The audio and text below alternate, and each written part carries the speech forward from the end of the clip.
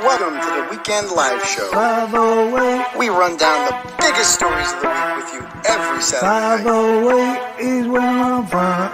Let us know in the comments right now where you repping. Is where I'm from. 508 is where I'm from. Marshfield, New Bedford, Brockton, Malden, Tucsonville, Manchester, Albuquerque's in the Hampton, Hubbardston, Quincy, Hudson, Gardner, Manhattan, Conway, New Hampshire, the Garden City, Agawam, Mattapoisett, Plymouth, Pittsburgh, Lake Titicaca, Los Angeles. Cause we're ruthless, yeah, that's some true shit. You don't want to mess with cheddar in this country that you catch in the ambulance. You have a job? What do you do? Leave your clothes, buddy, and then we're scooping up your friends. 508, where I'm from.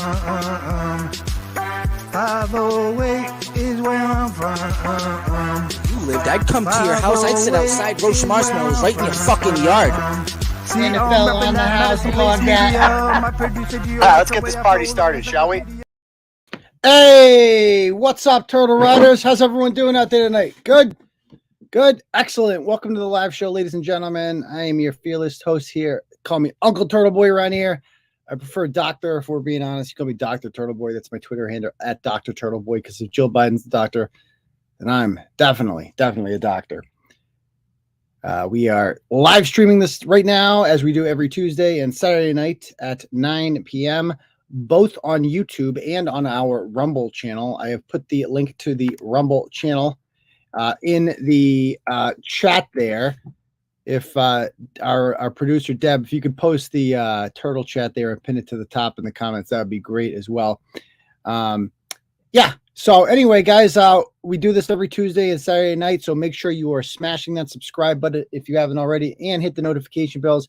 Give us a big thumbs up. Leave a comment afterwards. That helps with the algorithms. It's kind of like a weekly recap of the show. But if you're here already, you probably know that. So anyway, we're just going to go ahead and with our new format here, we're going to dive right in. First of all, let me bring on Deb. How you doing, Deb? Doing well. How are you? I'm all right. Thank you. Are you able to pin that? I don't think I can pin. I think only you can. Okay. All right. Let me see if we can. I'm going to go ahead and I'm going to pin the Turtle Chat donation. Is there a chat or Rumble? There should be. I don't know. Is there a chat or Rumble? Let me see. Pin. No, I just want to pin that. I just posted those. Actually, let me delete that. I'm going to go Turtle Chat, and I'm going to pin it. Hopefully, it pops up here. Okay, and then I'm going to pin. There we go. Cool. Now I think it's pinned. All right, cool. Yeah, it is. Yeah, so we're on Rumble too. I don't know. Do we have people on there? I can't even see it. It doesn't tell you like the other. It doesn't tell you if people are. It doesn't tell you if we have people. Oh, 9 are watching right now. So there are 9 people watching there. Oh, cool. But can you people leave comments in that? Let's see. Test. I don't know if it has a live chat. So we're just messing around with that, playing around with it. So again, if you like it, because I eventually want to move there. I'm sick of the whole whatever thing here, censorship from YouTube. So anyway, we're just going to jump right into it. I'm going to start with the Greg Bates story. Let me pull it up over here. So one sec. Let me see. Screen.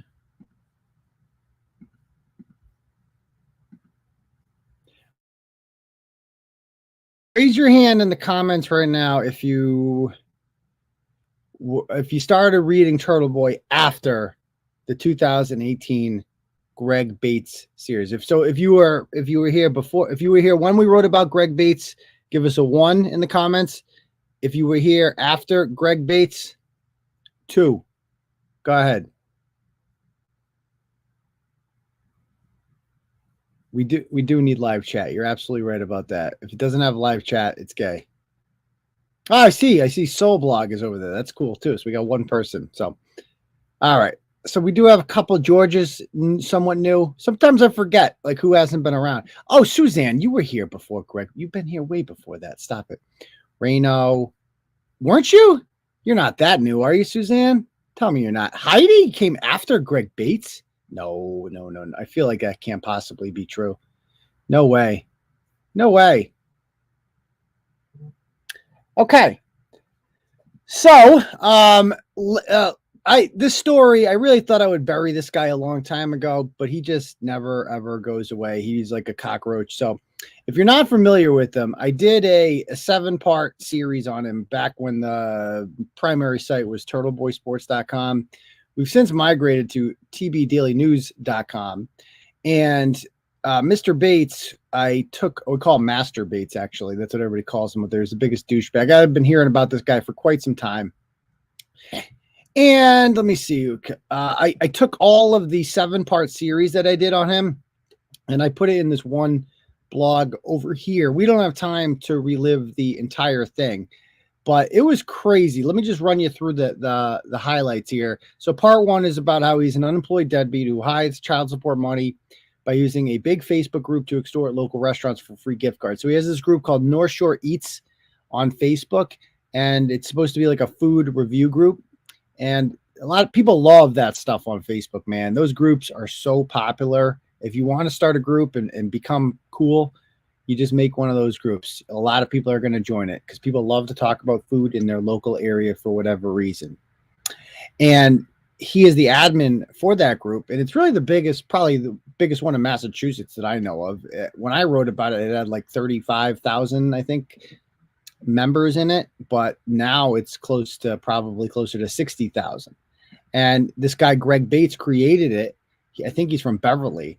And he was basically using it for pure evil reasons because he's a deranged psychopath and a complete deadbeat.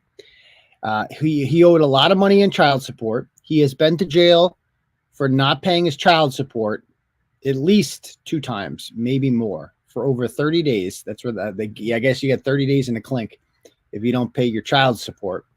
He used this group essentially to extort local restaurants for free gift cards. So basically he would say, you want to be on this page if you're a local restaurant in the North Shore because I have 40,000 followers on here and I get to decide who gets access, like who gets to be seen by these people. I can recommend whoever I want, give me free gift cards.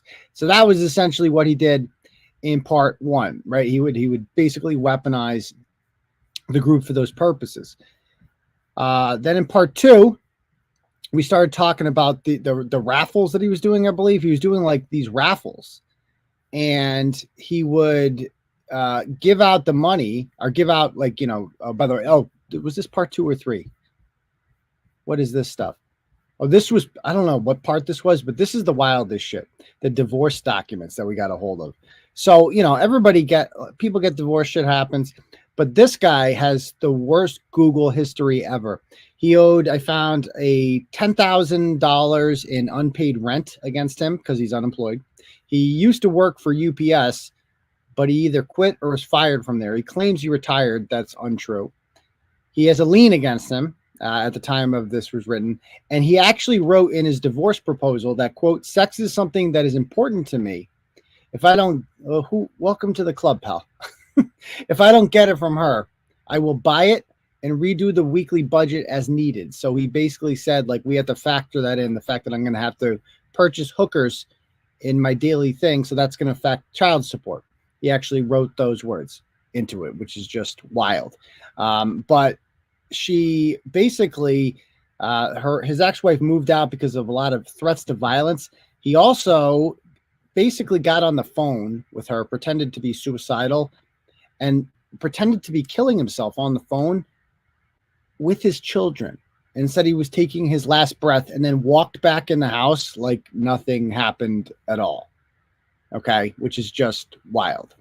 So he's a complete shitbag, and he's using this group to offset the fact that he, owes all this money and shit like that. He would do these free raffle giveaways, and this woman named Chrissy Langdon would win.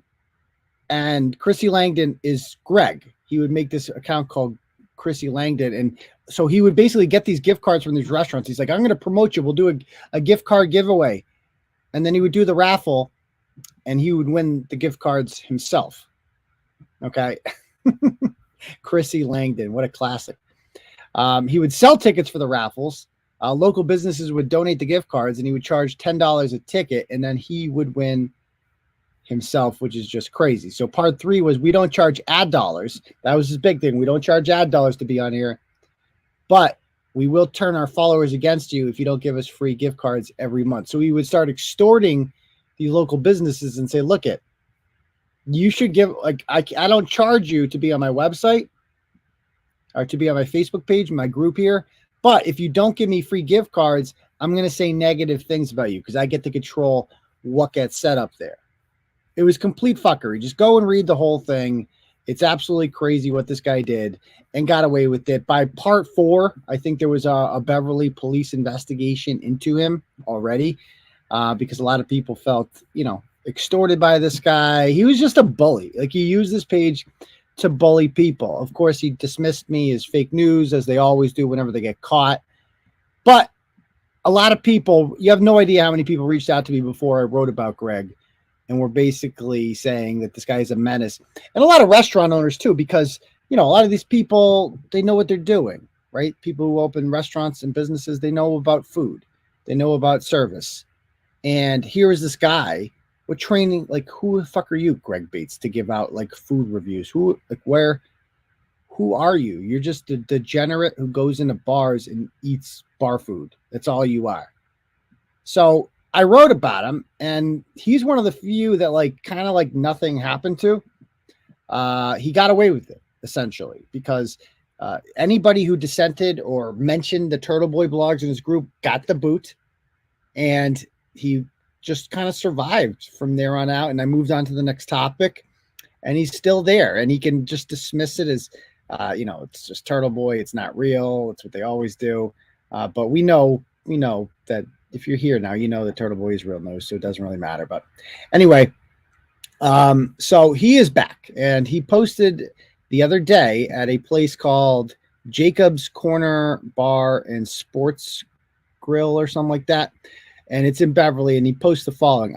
I thought $1 PBRs was just freaking fantastic. So that must be the thing to get you in the door. Until I met a bartender that called us cheap. He didn't care. We tipped incredibly well. Well, get over yourself. We tipped incredibly well. He called us cheap PBR drinkers. Well, he continually scarfed down beers. So he's accusing this guy of calling him cheap and drinking on the job. I have been posting reviews for several years. And when can you recall a concern review from me? All the time? Well, here is a first. Worst bartender I have ever encountered. And so this guy does this, right? It's always vindictive with Greg Bates. He's like a Cape Eater kind of. He has created this cult of degenerates who he's obviously got a shady past, just like Kate does. He's a horrible parent, just like her. But he's created this group, and the people in the group think he's a nice guy.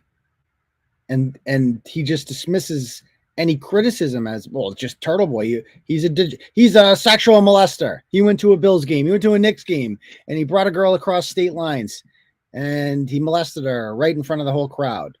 And don't believe a word he says. That's essentially, it's literally the same playbook when you think about it. Well, you're reading the comments and you're like, did you get shut off again? So I guess this is a thing. Somebody sent me a picture of Greg now. He looks very skinny. He's not looking too good. He doesn't drive. I guess he doesn't have a car. So he's got that in common with Brett. And he just goes from place to place looking for free drinks or whatever. And this is what a woman named Chloe comments and says, the bartender is a great guy and isn't drinking behind the bar. So this is a weird post. This will probably get deleted, but Greg's mad because he didn't get a free bill or gift card. You drove customers out. Shame on you, Greg. Because a lot of people believe this idiot and they trust him for some reason. And then they start smearing the bar. And this girl's like, wait a minute. Actually, here's what really happened is you didn't get a free gift card, but there's actually more to this. So she goes, nope, won't get deleted and have been friends with Vincent Anthony for years. So Vincent Anthony is the guy who owns the restaurant. Just letting folks know what's going on. My bill is paid by non-restaurant sponsors. What? I don't allow restaurants to pay or comp. Yes, you do. We never worry about biting the hand that feeds us. There's no we. Stop it. Okay. So again, if this guy was your friend, if you were friends with the owner, like Deb, what would you do if you were friends with the owner of the restaurant and you had a problem with the bartender? What would you do? Like message the guy private, right? Like why would you blow it up all over Facebook? Yeah, he's your friend. Yeah, exactly. Right? It's like, so why would you or he goes on this page and he just smears him. He smears his livelihood, makes it seem like it's bad. Nobody's going to come. And all of a sudden, this is your friend. Like, what, you couldn't message him privately? Right. I find that hard to believe. Right. So let's go on and see some more of what happened here. He goes, another woman named Valerie says, so I go to Jacob's all the time and all the bartenders are cool. Not sure what happened, but Vincent and his staff are amazing. Also, I know all of them. If you had a bad experience, you should let Vinny know because it's few and far between. He goes, well, I tagged him. And then Vincent comments, and this was great. Vincent comments and goes, can you please never step foot in my establishment again? Your behavior in and around Beverly is embarrassing. I have zero interest in entertaining you again at Jacob's Corner. Rather than spending your time slandering people's businesses, try and get involved in the community. Something like having a fundraiser would be a good idea. Well, he actually did have a fundraiser, Vincent Anthony. He raised funds for an organization called ARC. It's an autism organization. And it was like part 5, I think, of the series. We got in contact with them. They didn't get a dime from his quote unquote fundraiser. So yeah, he's done the fundraiser thing. He likes to raise funds. It's called the Greg Bates Fund, and nobody sees a dime of it except for Greg Bates. That's just how it works. So awesome that this guy showed up and called him out for it. So then they made a post saying, come on down and get TBRs. He goes, must behave to partake in the deal. No scammers allowed. And I spoke with him afterwards, and everybody told me the same thing, that he was just, and this is what I anticipated, right? Well, what do you think happened, Deb? What do you think really happened with Greg Bates at this bar? He got drunk. He got shut off. Yeah, dollar draft night. And then they were like, oh, like let me just friggin' I'll write about you on my group if you don't let me do this. And the guy didn't care, so yeah, he just went about his business. Yeah, they had a cease and desist.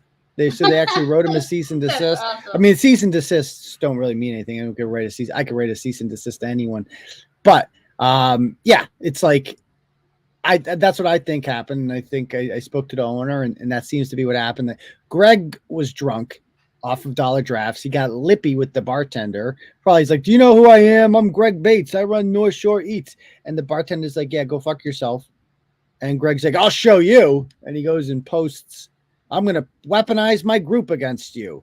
And a lot of these idiots do that. And so let me read some more of this comment here.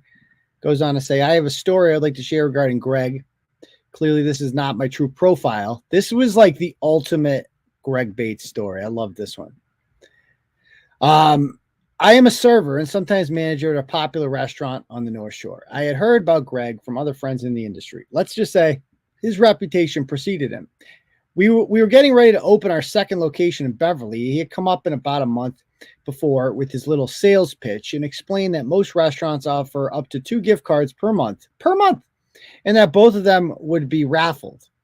We had denied him a year ago when he hit us up with this offer. Like his offer is basically like, give me gift cards. I will raffle them off for you.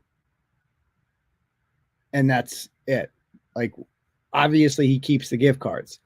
We had denied him a year ago. Our owner had a change of heart this time around. It was our second location, and Greg was also very much a popular figure in the area, especially in Beverly, as was his Facebook page. For these reasons, we went ahead with it. Our offer to him was 2 $50 gift cards. He reiterated that each one should be for a family of 4, and given that we were pricey, as he put it, 2 $100 gift cards would be more appropriate. Imagine that. We reluctantly agreed to this for coverage of our grand opening in Beverly. To us, it was a one-time gig. We weren't interested in constant exposure on his page. We made it pretty clear to him, and he seemed okay with it. These gift cards were specifically intended to be raffled off after our grand opening of the second location.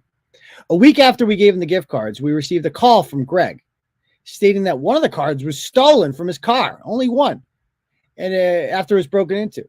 We kept track of all the cards' numbers for tracking. We asked him to read off the numbers from the card that was not stolen so we can make note of the one that was and have it noted in case somebody tried to use it. He came in the next day and picked up the replacement. 2 nights later, At exactly 3 minutes before closing, in walks Greg with 5 other people asking to be sat. God, like, okay, so that's a dick move in general. Like, who does that when you see a restaurant shutting off lights? Greg does, apparently. We sat him as requested, and the server went over to greet him. They gave him their drink order, and as he walked away, Greg signaled to me to come over to the table. I'm quoting him word for word here. He said, quote, "Can we not be waited on by the flamer, please?" This got a roar of laugh. Like, this guy thinks he thinks he's hot shit. Like, like he probably brings his, hey, watch this, guys. We're going to go out to the restaurant. Everybody knows me. I'm fucking Greg Bates.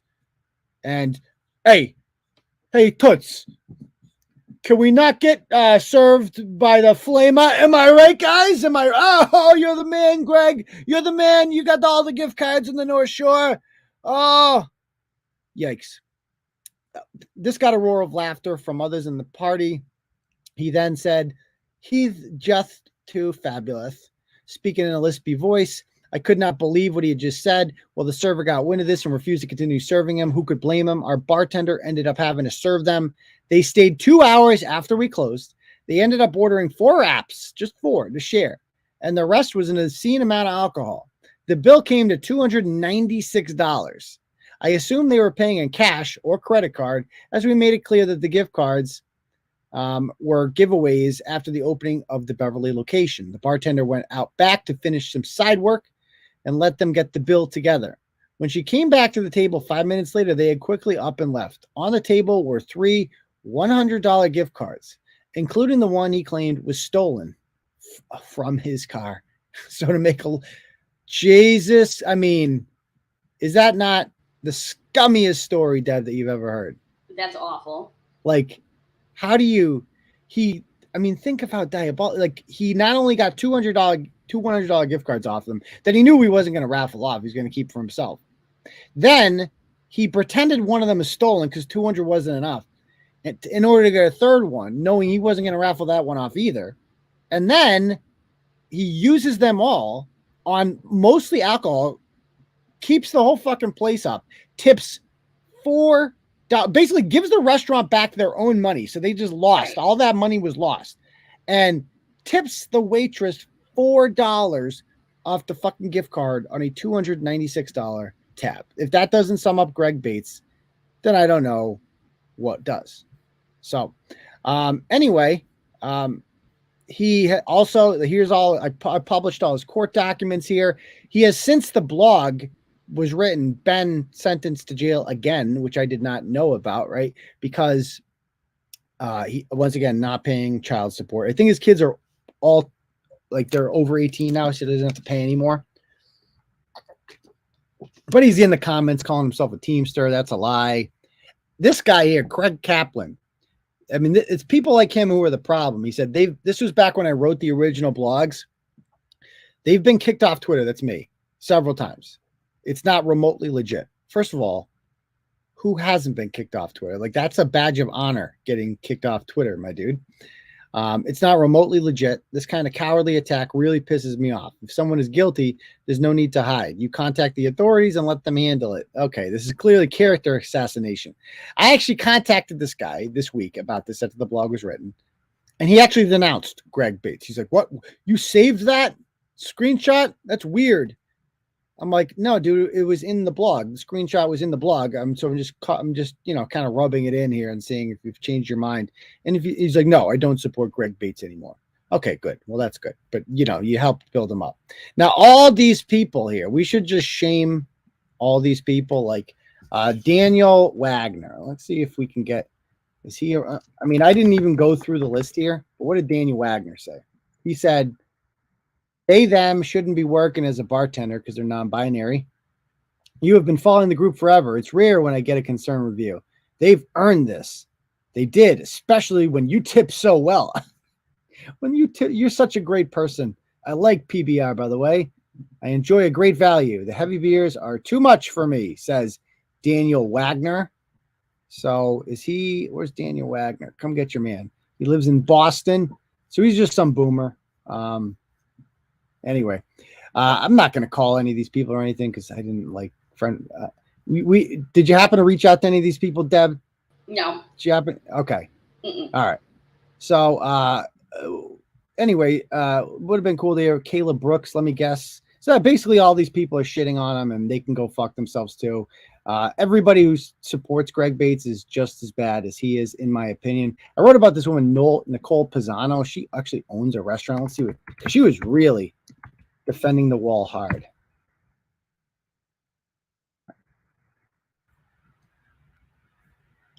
Okay, she's got no comment. All right, let's go on to the next topic then. Let me pull it up. All right, so anyway, guys, before we move on to the next topic, actually, so this is our new format. We're going to do a story, let the audience build, and then do our normal thing. Remember to follow all our social media accounts on Facebook, Clarence Woods Emerson, and Turtle Boy Daily News. We passed 37,000 followers this week. That's pretty cool. On Twitter, you can follow me at Dr. Turtle Boy. That's DOCTOR Turtle Boy, because if Jill Biden's a doctor, then I'm definitely a doctor. You can also follow me at Turtle Boy Phone. That's the backup account. Although I feel a lot safer now that Elon's in charge. I do. I heard he says that all the banned accounts are coming back, which means there's about to be like 20 more Turtle Boy accounts coming back, and I'm gonna have to tell all the followers and all that, which is just unbelievable. I hope Facebook does the same. That'd be really cool. You can also follow us on the gram at Turtleboy_daily_news. Linked in the top, guys, there is a link. We can't do the super chat on here because we had the wrong opinion about the climax mandate from President Dementia last August. So they don't let you tip on this anymore with the super chat. So we went and built our own. Linked at the top is a thing called Turtle Chat. If you click on that link, it can bring you to a donation option in which you can donate whatever amount of money you want. And when you do that, you get to leave a message. I will get an email notification about it, and I will bring up your message like such on here. Let me bring it up.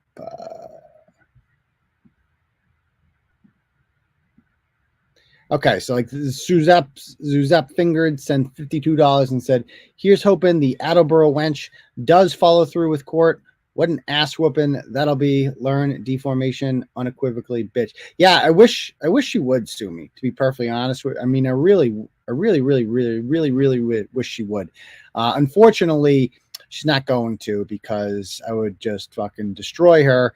And she's not about that life. She's kind of afraid of me, I think. I mean, she's just talk on the internet. In person, she's not nearly as tough. As we've seen multiple times, she's quite disgusting too. But anyway, thank you very much. So that's how you do it. If you guys want to support what we do here at Turtle Boy, that's the best way to do it. We're kind of like because we're banned from so many platforms, particularly PayPal and the super chat function, or you can donate in the Cash App. Very true. I will also get a notification on my phone if you do that, and I will read the message off when you say, "Oh, I got a Cash App dono already." From Brian Looney, sends $20 and says, "For the content, not for Greg Bates PBR." So thank you very much, Brian Looney. And the same goes for anybody who donates to the Turtle Chat. I will bring you up that way. Okay. All right. So also, how we like to start off every live show, guys, is with a little thing called Where You Reppin'. So let us know in the comments right now, where are you watching the Turtle Boy live show from tonight? Go ahead.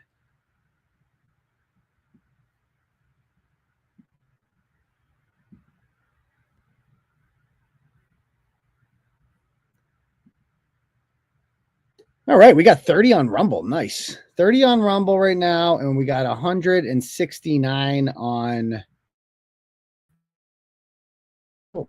Okay, we got, let's see, we have Dudley, Fitchburg, Danvers, Naples, Florida, Glendale, Arizona, Fall River, Malden, Shawana, Wisconsin, Dunellen, Florida, Long Island, West Quincy, Drake, Unity, Maine, Kingston, Albuquerque, Framingham, Michigan, Scituate, Dudley, Massachusetts, West Quincy, North Shore Eats Trailer Park and Grill, West Quincy, Walpole's in the house, Paul Pelosi's living room in my underwear and a hammer. That's a crazy story. On my waterbed, Hudson, New Hampshire, Hanson's in the house, Lowell, Lynn, Danville, Watertown, Bedford is in the house, Auburn, Bourne, Lewiston, Maine, Bedford, Massachusetts, Tucson Turtles here, Spencer, Brett's Broke Psychologist. Ooh, yeah, that person needs a raise. The person really should be fired. But Walpole, who else we got here? Northampton's in the house. Norwood, Brett's dentist's office. Talking about someone who needs a raise. Northampton's here. Excellent. West Palm Beach, another Northampton's in the house. Bunch of NoHo people here tonight. Tucson is here. Let me check on Rumble. How many people got over on Rumble? How's the chat going on Rumble? Is it working? First time seeing the show and loving it. Just found the massive Best Life Turtle Boy article today. Nice. Excellent. Cool. All right, cool. London, Ontario. We got a couple people just outside Boston. So we got some people, 33 peeps on Rumble. We got 178 on YouTube. Pretty cool, guys. I like it. I like it. So, all right. Oh, they have Rumble rants. Can I actually see them, though? Do I see the Rumble rant? Like, will I see the donos on there? How interesting. I didn't know. You're going to have to walk me through that. Will I get a notification? I don't know. If they have that, we're just doing Rumble full time. Fuck that. Make sure, guys, create a Rumble account if you haven't done so already. And subscribe to our Rumble channel. I think we're close to 1,000 followers on there already, and we just started. So again, it's not perfect yet. I'm sure they will work on it. What I liked about Rumble when their fucking CEO sat down with me for a meeting. Like, they courted me to use their platform. And I'm like, okay, that's how I know they're serious about their product. And they said, and I told them my concerns about the quality. I'm like, YouTube, the downfall of YouTube is obviously, the downside of YouTube is the censorship. But what people like about YouTube is the functionality. It works really well. The chat in the video at the same time is essential, especially on mobile devices, which I assume most of you, let's take a quick survey out there. Vote, write 1 in the comments if you're watching on mobile. Vote, write 2 in the comments if you're watching on desktop. Go ahead. I'm generally curious what most people are watching this on. I watch live shows on desktop. I can have more than one thing going at once that way too, because I have like ADHD. So mobile. So you guys just sit on your phones and watch this. Is that right? Or 3 if you like put it on the TV. Some people do that. They put it on the TV, Deb. You know that? Oh yeah, I used to do that. Yeah. But the rants, by the way, they come up in like a colored bubble, like the super chats used to. So they'll come up like on your screen thing, like you'll see them. Okay. Have I gotten any? I don't think so. Okay. I'm guessing I would see 2. Okay.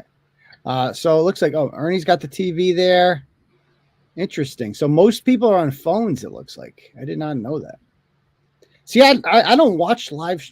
Where do you watch live streams? Do you watch live streams on your phone or your Depends computer? on what I'm doing. Like, I mean, if I'm the only one like home, then I'll put it on the TV. Like if I'm in a room with someone else, I'll have my headphones in and I'll do it on my phone. So do you guys just sit there for 2 hours like this? Like you guys just hold the phone for 2 hours? I don't know. There's something about having a computer in front of you. It's just so much easier. You feel like you're watching the show. So yeah. Okay. I stare at my phone like a good zombie. Anyway, so yeah, let's go on to the next piece of content here. And that would be, what do we got? I'm going to go to the story here at Fall River because I like Ratchets. They're my faves. Okay.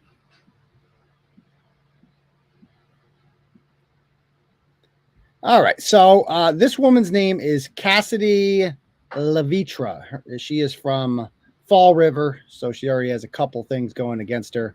Her name's Cassidy. She's from Fall River. Okay. She looks like that.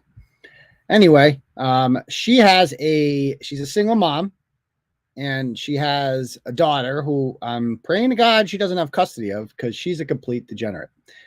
So she goes, my baby's not a baby no more. My big girl is 4 already. So she has a 4-year-old under her care. And her primary goal in life seems to just be to get crowned baddest bitch of Fall River. And how do you do that? You just got to go around fighting hoes. So last week she was charged with assault and battery with a dangerous weapon and stalking a woman who she beat up when the woman was waiting for her daughter to get off the school bus. And so that's normal. So basically, let's see if we can read the report here. So according to the police report, a woman named Jasmine Ferreira knew of Cassidy because her baby daddy had dealt with Cassidy before. Didn't say what the relationship was there. So we call her the Fall River phallus farmer. She stalked Jasmine in her car before getting out and beating her up while wearing a pink cast. So she sees this woman. She's like, I'm going to find her. and she sees her walking to the bus. Now, a normal person in that case would say, well, I can fight her a different time, right? Because this is really important. Whatever I need to fight this woman over is obviously very important. The world needs to stop for this. But maybe don't do it in front of other parents while waiting for a goddamn bus stop from an elementary school. Maybe that would, but that's what a normal civilized human person would do. But this is Fall River, folks, and that's not how they do business down there. So she's going to do it differently. So she's got a pink cast, and she gets out and she uses the cast as a weapon, as a deadly weapon, actually, it qualifies as. And after the victim's daughter got off the bus, the phallus farmer then filmed herself stalking and harassing Jasmine, posted it to social media, and harassed her online for a few days afterwards. Here's the video of her that she posted on her Facebook story to clarify that she assaulted the woman before her kid get off the bus. She wanted to make it clear. Like, look, I didn't beat her up in front of her kid. I beat her up before the kid got dropped off. And then when the kid stopped getting dropped off, then I stalked her. Just to be perfect, I'm actually not that bad. So this is the video that she puts out. Let's watch this. Look at her. Look at her. Aha. Aha. Caught you at the stoplight. Aha. Aha. Look at that face. Look at that face. Look at that face. Your nose and everything. Aha. Ah. All you bitches that is mad about me posting what I posted, ask that bitch how it felt to get one of these to the fucking face. Okay. So that's smart. Go on there and brag about how you used your cast as a deadly weapon. So that's the woman she assaulted. It says reported again. I didn't do numb. Okay. A busted bitch got busted by a handicap. That's her big thing. Yeah. Busted by a handicap. Okay. So, generally it's a bad idea to brag about your crimes on social media like that, but this bitch doesn't care because she's been arrested a million times before. And this poor kid, I can't help but think about the kid. It really is sad when you think about it. You're like looking at that kid. She's probably my son's age. He's in kindergarten, and obviously my daughter was in kindergarten a couple of years ago.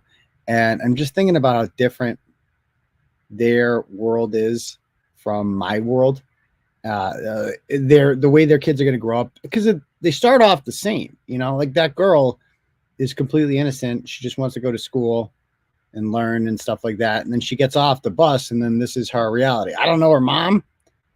Quite frankly, if her mom is involved in beef with somebody like this, like the mom is probably ratchet herself. Let's be honest. You don't just have, if you hang around, I understand it's Fall River, but I'm sure there's plenty of normal people somewhere in Fall River. And if you hang around with shit like this, you start to stink like it. That's what I say. But I felt really bad for the kid when I saw that. But she says, if y'all going to be out here talking about how I caught a bitch, let's make it real clear. I caught you at the bus stop before you got your kid and was gone before the bus even pulled up. I got respect for the children still. So she's respectful. She kicks your ass before the kid gets there. So this didn't go over well with the other single moms in the Fall River community. Brianna Toledo writes, trying to press somebody while they're with their child doesn't make you gangster or about that. SB, share button, ratchet terminology there. And the phallus farmer changes her profile picture to the other girl, Jasmine's face. And she said, let's make some shit clear. I caught her before she got with her child, but I don't give a fuck. On site means on site. Don't lack, baby girl.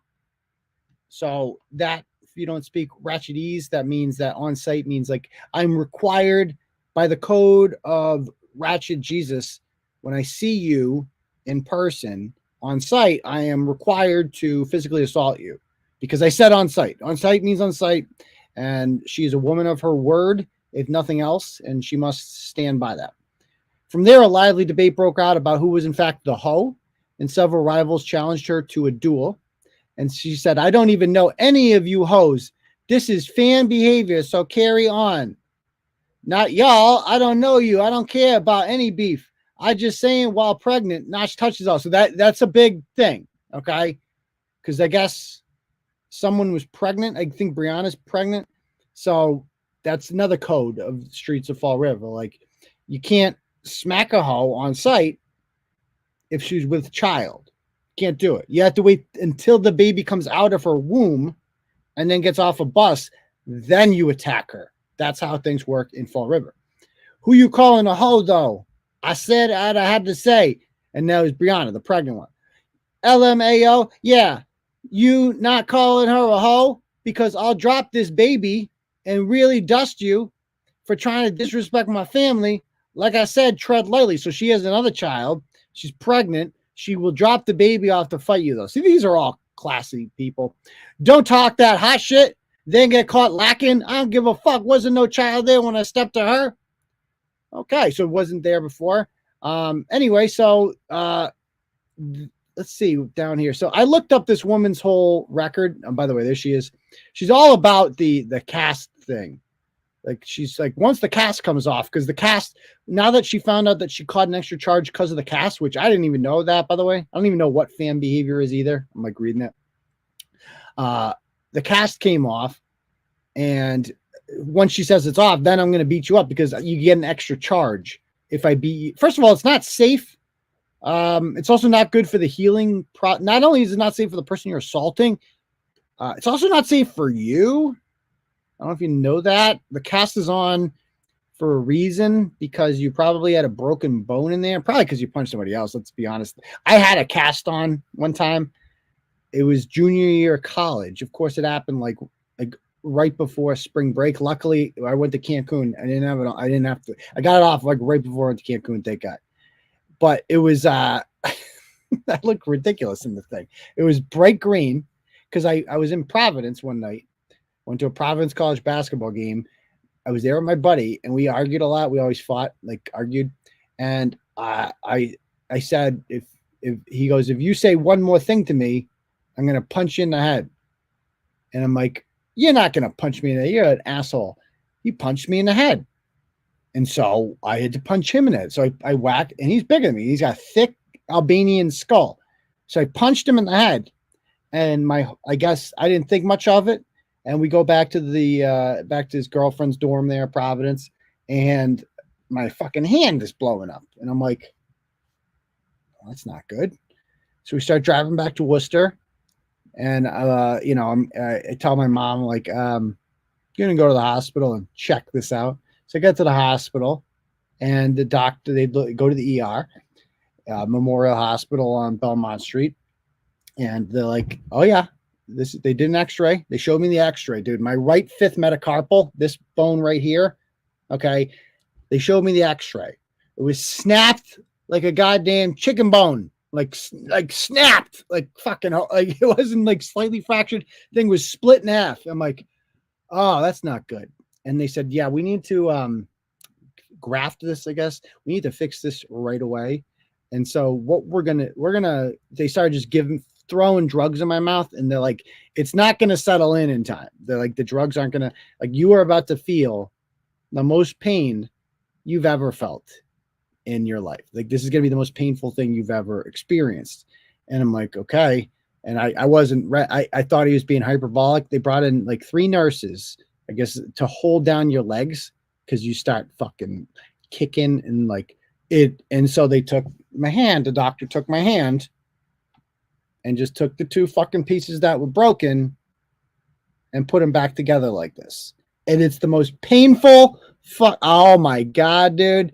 It was so goddamn painful. And so, because they had to graft it back together, and it has to connect. And then they throw me in all the drugs, surgery the next day, goddamn, in a cast for like 6 weeks. So I know from experience, if you have the hand cast like that, you probably got it from punching someone else in the head. And, I wasn't going to punch someone with the cast on, not only because I don't want to hurt them, but I don't want to interrupt the healing process. Like, your fucking bones are fucking coming together. It takes time. Like, that's why it's on for like 6 weeks. Stupid. But, first of all, you think she has health insurance? No. We're paying for that shit. Anyway, she's done this a million times before too. Like, her Google trophies are just wild, guys. You had that done. It was in 3rd grade. Did he give you a happy ending? No. I mean, we're still buddy. I was the best man at his wedding, him and mine too. So it was no hard feelings. Just another day in the life. So here's one thing. So in May, she was charged with the very rare crime of vandaling jail property. And I'm like, what? And so I read the goddamn report on this. And this is a crazy story. So she goes in. Deb, did you read this story about how she got arrested in the jail? Did you see this? Oh, yeah, when she, like, fucking took the phone. She took the phone? She took a phone, too, didn't she? Is that what happened? So it started off here. So let me read this. Miss Levitre stated yesterday. So there was a report. She came in to report. Yes, there was a stolen vehicle. Okay. So she's like, my car got stolen. And then she goes in. It should be known that while initially filling out the stolen form, she stated the blood was stolen. And she has text messages to prove it. A preliminary investigation led to discovery of an open warrant. This warrant was subsequently confirmed, and she was placed under arrest and escorted to an interview room to await a booking procedure. So the moron goes into the goddamn jail, into the police station to file a report, knowing she has open warrants, and they run a name like, oh yeah, now that we got you here, By the way, you're under arrest. So it gets better. So Miss Levitre was overly excited while in conversation at some points and told me she wanted to take care of it herself, recovering the stolen vehicle. And although it is unregistered, the car's unregistered, it is where she sleeps. my house. It's her home too. That's great. She stated that because her car was taken, she took the phone that belongs to the person that took it from her. How does that make sense? She identified him as Levitre Harris. While in the interview room with her, both her cell phone and Mr. Harris's started ringing. She was anxious and wanted to take a hit of her vape pen and continued to demonstrate an array of various motions. So she asked the cop, can I smoke my vape pen here? I answered a call on Mr. Harris's phone. It was Mr. Harris. He declined. He denied taking her vehicle and stated that he would post her bail, though. After he was escorted to the booking room, a call came, and we were informed that an Alicia Blank was there. I attempted to unfold the reported sequence of events in front of the lobby with a female who identified as Alicia LeBlanc. She stated the following. Last night, Cassidy, Levitre, and Alicia went to eat in Providence. After dinner, while the group was in the car, she took the phone from Levitre and began going through it. After an argument ensued between the two, Cassidy reportedly punched him in the face. She likes to punch people. After the two arrived in Fall River to drop off Cassidy, she left the car unbeknownst to the two with Levitre's phone on her person. Additionally, Cassidy left the vehicle without taking her car keys with her. So basically her car was not stolen. She just didn't have the keys because she left them in the car because she punched the guy in a fit of rage and stole his cell phone. It sounds like a boyfriend. And because she's like going through his phone and be like, yeah, you texted them, hoes, bam, bitch. Right. And this guy sounds like a battered man. He's like willing to First of all, dude, she went down to the police station to falsely accuse you of grand theft auto, stealing a goddamn car. She's trying to send you to jail. She punched you. She went through your phone, and now your dumbass is here to bail her out. Okay, good job. She stated that the vehicle was not taken by Mr. Harris, blah, blah, blah. They were just, okay. Anyway, Levitre ended up paying the bail, but upon being released, the Fallis farmer started making a scene and told the police. So she's in a waiting cell, right? And she tells the police on her way out, she starts making a scene and told them that she had ripped apart her prisoner blanket and made a weapon from it somehow. And she was going to use it to kill herself. So that's where the goddamn charge came from. Okay. So anyway, there's another charge in 2018. Felony assault and battery on a disabled or elderly person. They were all continued without a finding because beating up elderly persons just isn't a big deal in this state. She also had a charge before that. She was placed on probation for a year. And for beating up the elderly person, she got put on probation for a year. Well, guess what? She violated the probation and she never paid her fees or whatever, which brought the charges back. And you would think, okay, well, they're going to throw the book at her this time, right? No, they give her the exact same sentence as before. Another continued without a finding. That's all you get in this state. It's like, what? So that she got away with that one. And there was also one more charge here for driving an unregistered car / home after she rear-ended a woman and told police that a mysterious third car had rear-ended her first. So she rear-ends somebody and it's like, actually, I got rear-ended and then I hit him. But the problem was there was no damage to her tailgate, which typically happens when you are rear-ended. So yeah, so she's a complete waste of space. I did reach out to her. What the hell is her name again? Her name's Cassidy Levitre. Let me see if, oh wait, she accepted my friend request. That means I can call her. Oh, cool. I'm going to call her right now. Let me bring this up over here. Don't message me on Facebook, whatever you do, because your message will pop up. Live to tape. Oh, I know. Oh yeah, I got it. Okay, let me pull this up here. First, let me change my settings. Unplug that.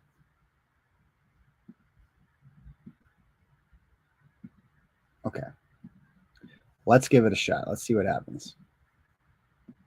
Because she accepted my request, now I can call. Right. Can you guys hear that? The ringing? Yeah, we got it. Come on, answer.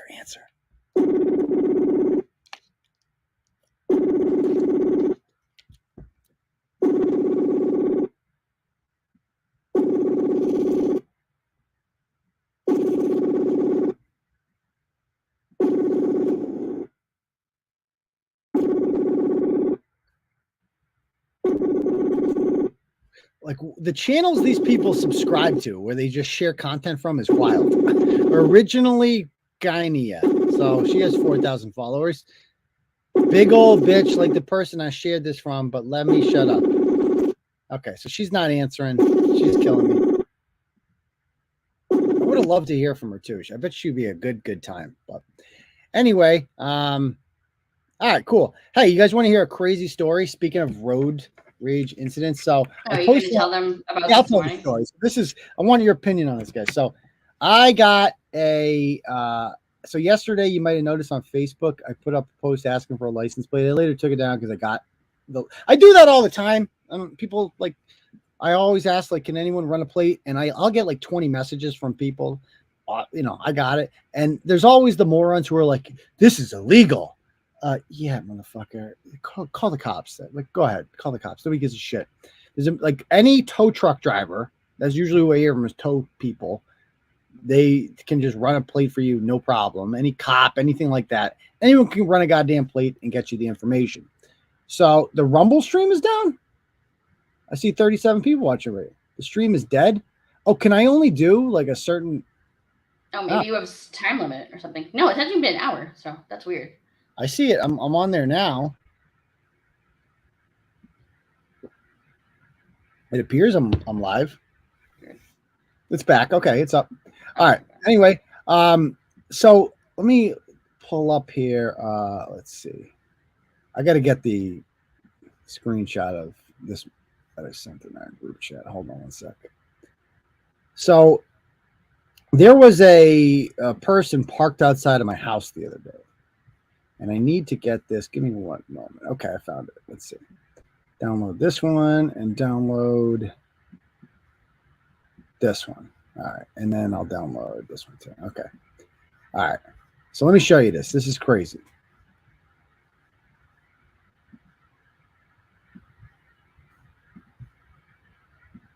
All right. So I noticed that there is a car parked at the end of my driveway. This is around, I don't know, 1:30.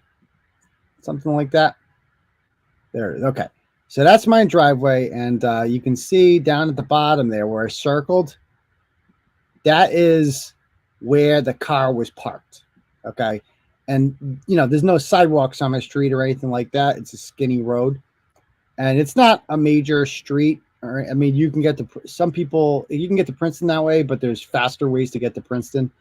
Route 31 is also near my house. So, you wouldn't take this way because you'd have to go slower. It's a residential neighborhood, and there was a car parked right there. And I've never seen that before. And obviously I'm freaking paranoid because I'm goddamn Turtle Boy and people are threatening to come to my house all the time and shit like that. So, you know, I'm getting into, I had to go out. And so I get my car. And as soon as it was there for several minutes. I noticed several minutes. And so I noticed the person had their phone out. They were holding their phone. And I'm like, somebody left goddamn soup in my mailbox. Remember that, Deb? When somebody left soup in my mailbox? It's like, you never know. Like, crazy shit happens. Like, and I'd like to point this out too. Some weird shit. When I came back later, there was a goddamn plague of crows on my lawn. I've never seen anything like it. Like 100 fucking crows. I'm wondering if somebody threw some fucking bird seed on the lawn or some shit like that. That's weird. Yeah, like some crazy shit. But anyway, I saw, like, that's what I thought it was, 13 Kings. I'm like, something's up here. Like, what? Why is there a car right there? I'd also like to bring this up too. So I'll give you a different angle here. So see that part, like, so that's where the car was parked. And you can see right there, there's another street.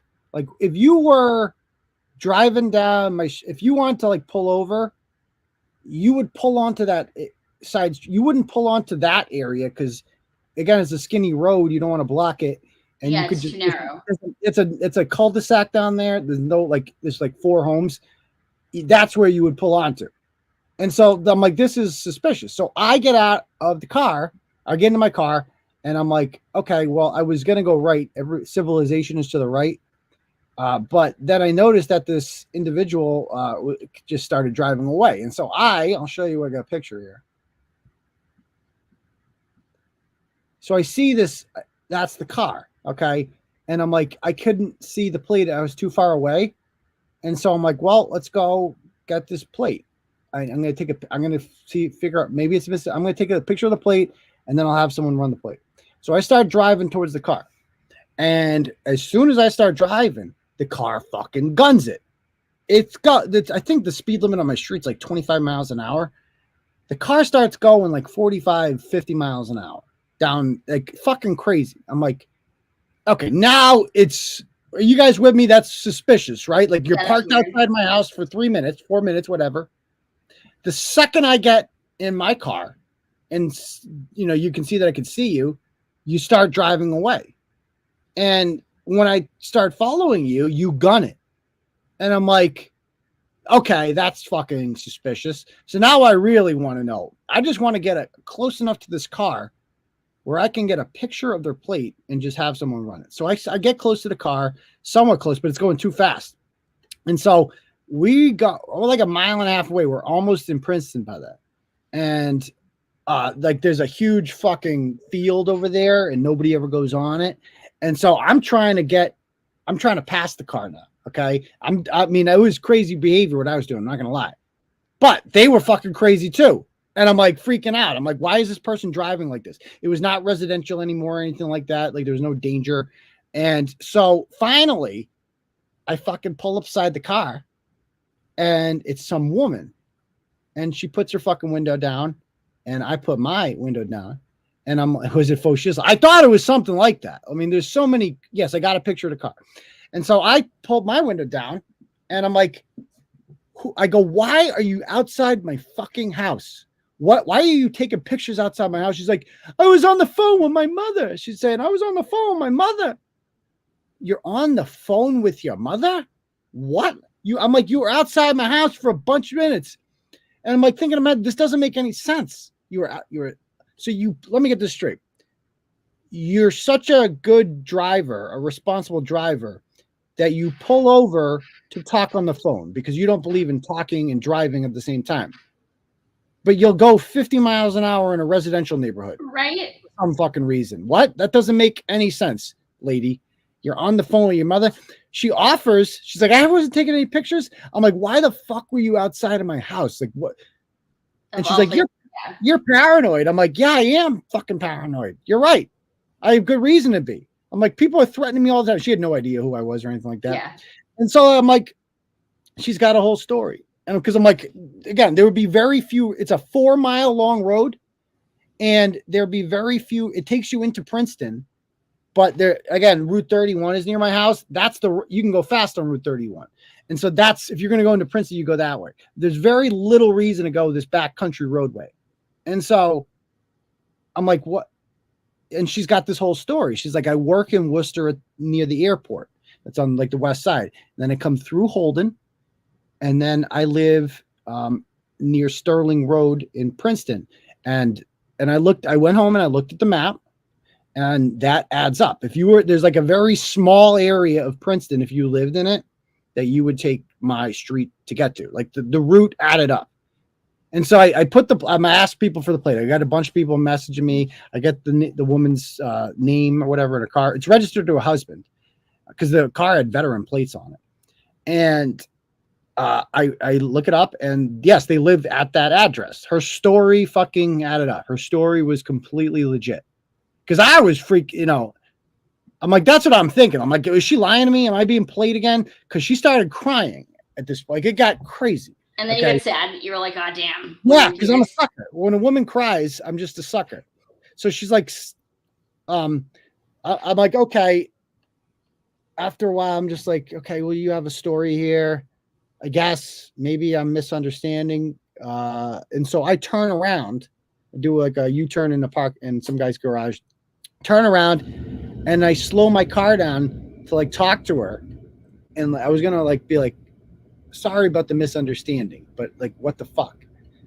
And she goes, ah! What the fuck? Because she's like, she didn't think, she was like so fucking frightened. And I'm like, yeah, it would not be a PI. Okay. Do I feel bad about this? No. Because I'm like, I thought about it afterwards. I'm like, should I feel bad about this?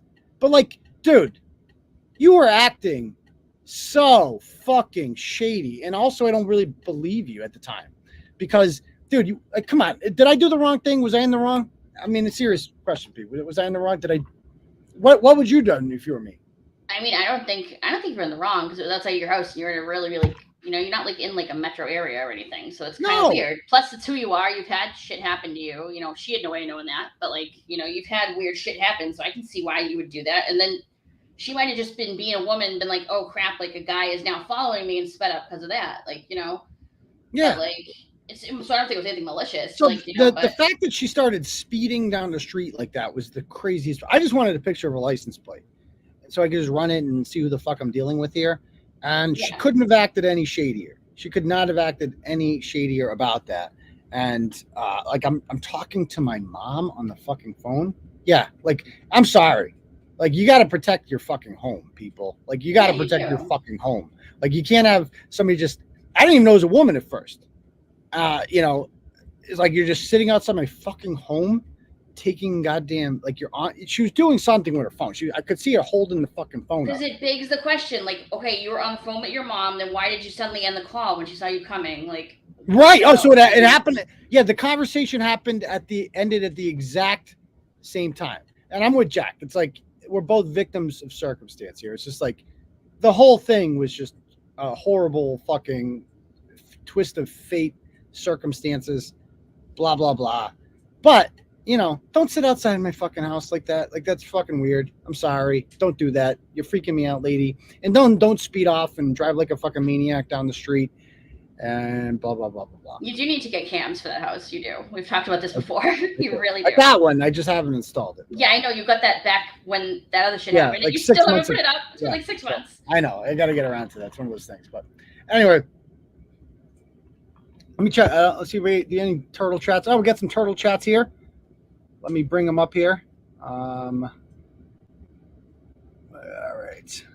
So we got a turtle chat from something called Straight No Chaser. Sends $50 and says, winner, gate to wire. So I think that's Glamasu's. And it sounds like her horsey won at the race today. So good job. There you go. Thank you very much for the dono, Suzanne. If anybody else would like to donate, again, the link is pinned to the top.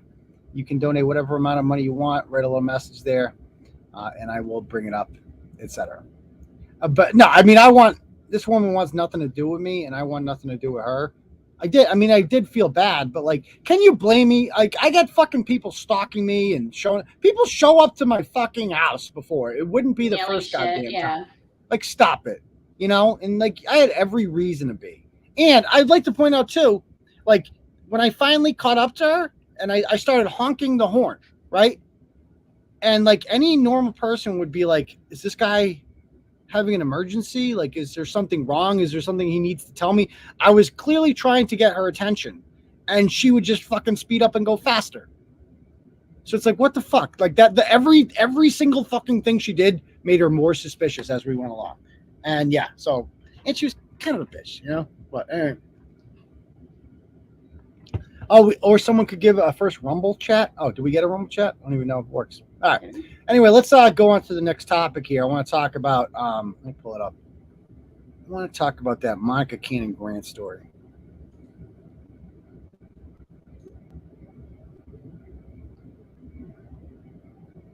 That's true. Not every female is made to fight back. I wasn't fighting her, though. It's just like, I want to know what I'm supposed to do in that situation. Like, you guys tell me what I had to get the plate. I had to know who this was outside my house. I had a right to fucking do that. Right. That was it. And everything she did after that made her more suspicious to me. And I wanted answers. Like, who are you? You know, like, just pull over and let's talk. Like, why are you outside my fucking house? But anyway, we'll get to the cat killing kid's mom too. Yeah, there was a Monica Cannon Grant story earlier in the week. Let me pull it up.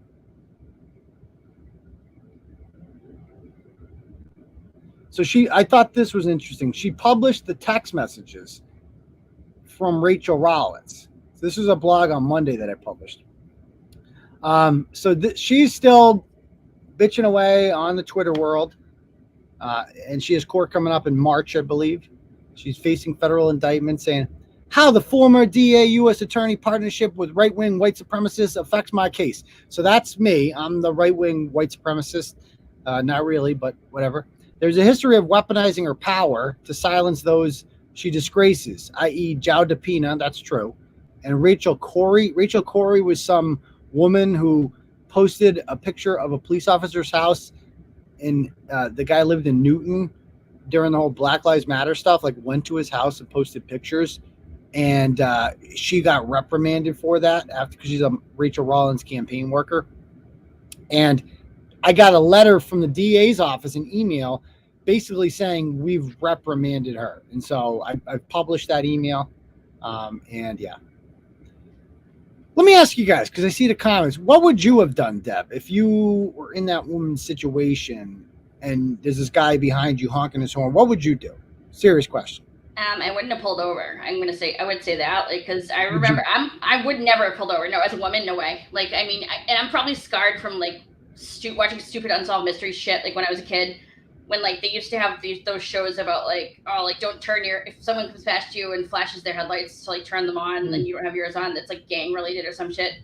But like I remember this one episode where like it was a guy was actually like raping women. He would like pull up next to you and like beep and flash his lights and be like pull over because like your tire's fucked up or your car's on fire. And when you pulled over, he'd like rape them or kidnap them. So it's like that's always stuck in my head forever. So I wouldn't have pulled over. I told her, I'm like, I'm calling the cops because I still don't believe it. I called the police afterwards and I'm like, look, I just want this on record. Here's everything that happened. I just told her everything I said to you guys. I'm like, this woman, I mean, she was driving at a very dangerous fucking speed in a residential neighborhood where children live. Okay. Right. So I think that alone merits, like, she's not completely innocent in all this. And she was doing it for no fucking reason. She was doing it the second I pulled out of my fucking driveway. She just gunned it. Right. And you weren't like on her ass either. It's like you weren't like tailing. No, I was trying to get close enough so I could take a fucking picture of it. Right. So I wasn't close enough. And so finally I got close enough. And yeah. So I don't like, what the fuck, you know? No, she started going fast the second I pulled out of my driveway, you know? So like, it was like she didn't want me to catch up to her. Like she'd been caught and was like, I'm out of here, like everything. So anyway, I keep thinking about that. That messed me up on Friday. But anyway, While the former DA was handing info to the right-wing blogger, white supremacist, me, to attack me, I was meeting with her office and texting her, begging for help with the harassment order for Turtle Boy and Jamal Crawford. She tags goddamn Joe Biden, the Mass Bar, and the White House. Okay. Anyway, so somebody might. Okay, yeah, it goes on to say. So here's the text message here's the text message Rollins sent Monica, instructing her to go to court today and telling her to give the name of anyone from her office who suggests she do otherwise. So she's telling Monica, this is August 6th, 2021. The timeline is important here. Go to court today and apply for a civil no contact stay away order. You have the right to do that immediately. Nobody can tell you that you can't do that. And if somebody from the DA's office said that you could do that, not do that, I want their name. If a judge grants your request, so this is against me. If a judge grants your request and the order is violated, then it is criminal. If the police leaked something, file a formal complaint with Commissioner Long and Mayor Janey.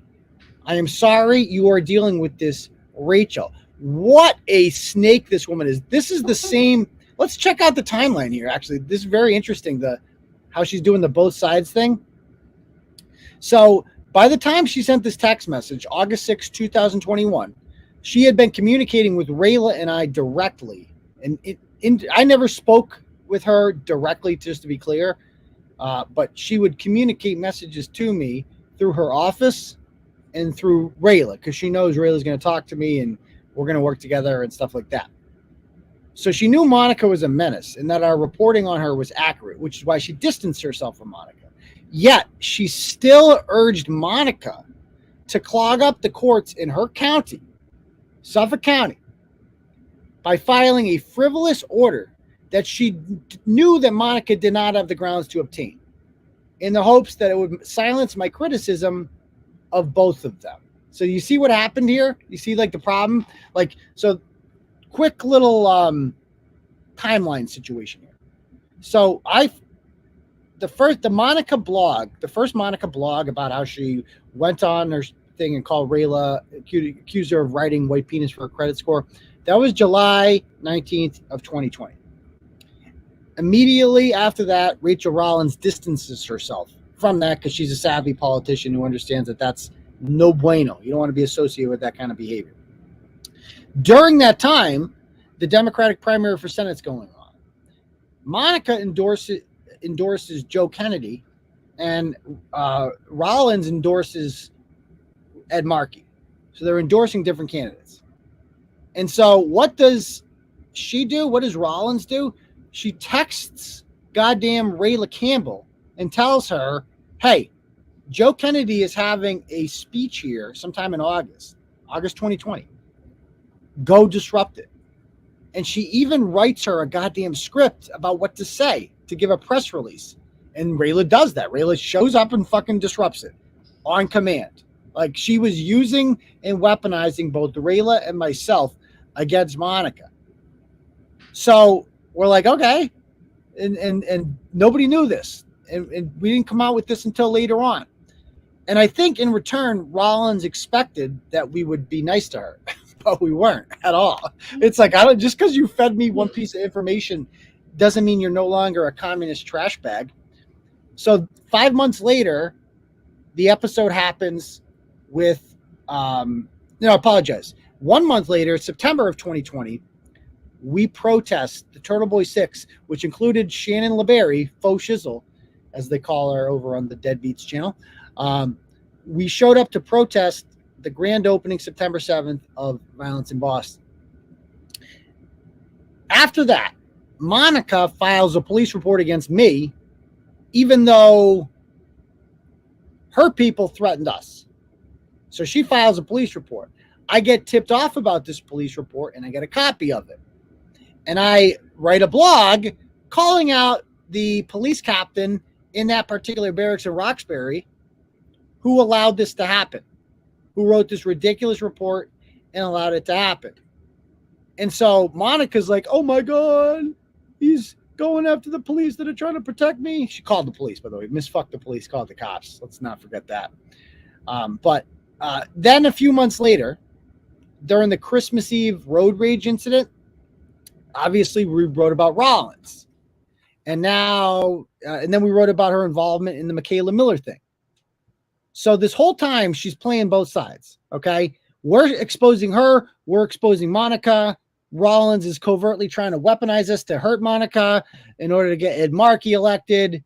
And it's just crazy. So to see that text message. So Monica goes on to say, only to be gaslit by this DA and 13 other electeds. Not only was my police report leaked by an officer, but they attacked the officer and his wife who took the report. I didn't attack her. I just put a picture of him and his wife up there. And now I'm supposed to trust that her recusal is real. I refuse to die. So this doesn't affect her case like at all. But yeah. And so here's another message that Rollins sent about Jamal. Hey, Rachel, I need to move. The amount of death threats and them posting my address is a problem. We did our first time home buyers course. This is great because It's so funny. this is great because what is she going to jail for? What got her caught? The mortgage fraud. She got caught. Like she tried to use the Violence in Boston account to get a mortgage. And that's how she ultimately, the feds caught on to her, is mortgage fraud of all things. And one thing led to another there. So she's telling Rollins about how she's committing mortgage fraud. And Jamal paid to have my video on WorldStar, and he went live stating my life has no value. And then she says about it, she says, have you filed charges against Jamal? Has he ever filed charges against you? Is the mayor putting you in the program? Like, so she's clearly like egging this woman on. Like, yeah, go get Turtle Boy, go get Jamal. Like, what a fucking piece of shit Rachel Rollins is, huh? Like, what an absolute piece of fucking shit. Here she is saying great things about. Who is this? And she's like, here's the salad. You know how that Snickers commercial when they say you're hungry, you need to eat a Snickers? Yeah, you don't know much about salads. So I'm not going to speak long, but there's going to be three parts. The first part is the thank you. The second part is the why, and the third part is now what. So thank you. I want to start with Monica. Yeah. None of you would be here in this room if it wasn't for her. Monica is an organizer. She is a passionate, skilled community advocate. Oh my God. And she is a friend. For her, none of you would have been mobilized and been here. I want to thank my electeds of color. Electeds of color. Ayana and Liz Miranda, Nika, Russell Holmes, Sonia Chang Diaz did call and was on social media. Andrea Campbell, Kim Janey, Michelle Wu, Lydia Edwards, Felix Arroyo Sr., and my girl. Okay, so just every shitbag in Boston is there, and she had her back, but that's what she was really doing. Monica's mad about that. She seems to think that that's going to save her, but she is she's wrong again. She doesn't understand how anything. She's like, maybe if I just keep posting on. She's already lost her lawyer over all this because she can't shut the fuck up. It's just, it couldn't go better for her, and I'm enjoying the downfall very, very much. Okay, let's talk about the story out of Haverhill here about the cat. I want to talk about the pussy. Let's bring it up. Did she jump off the roof to get in the machines? Yeah, I don't know. All right, so let me pull this up. Share screen.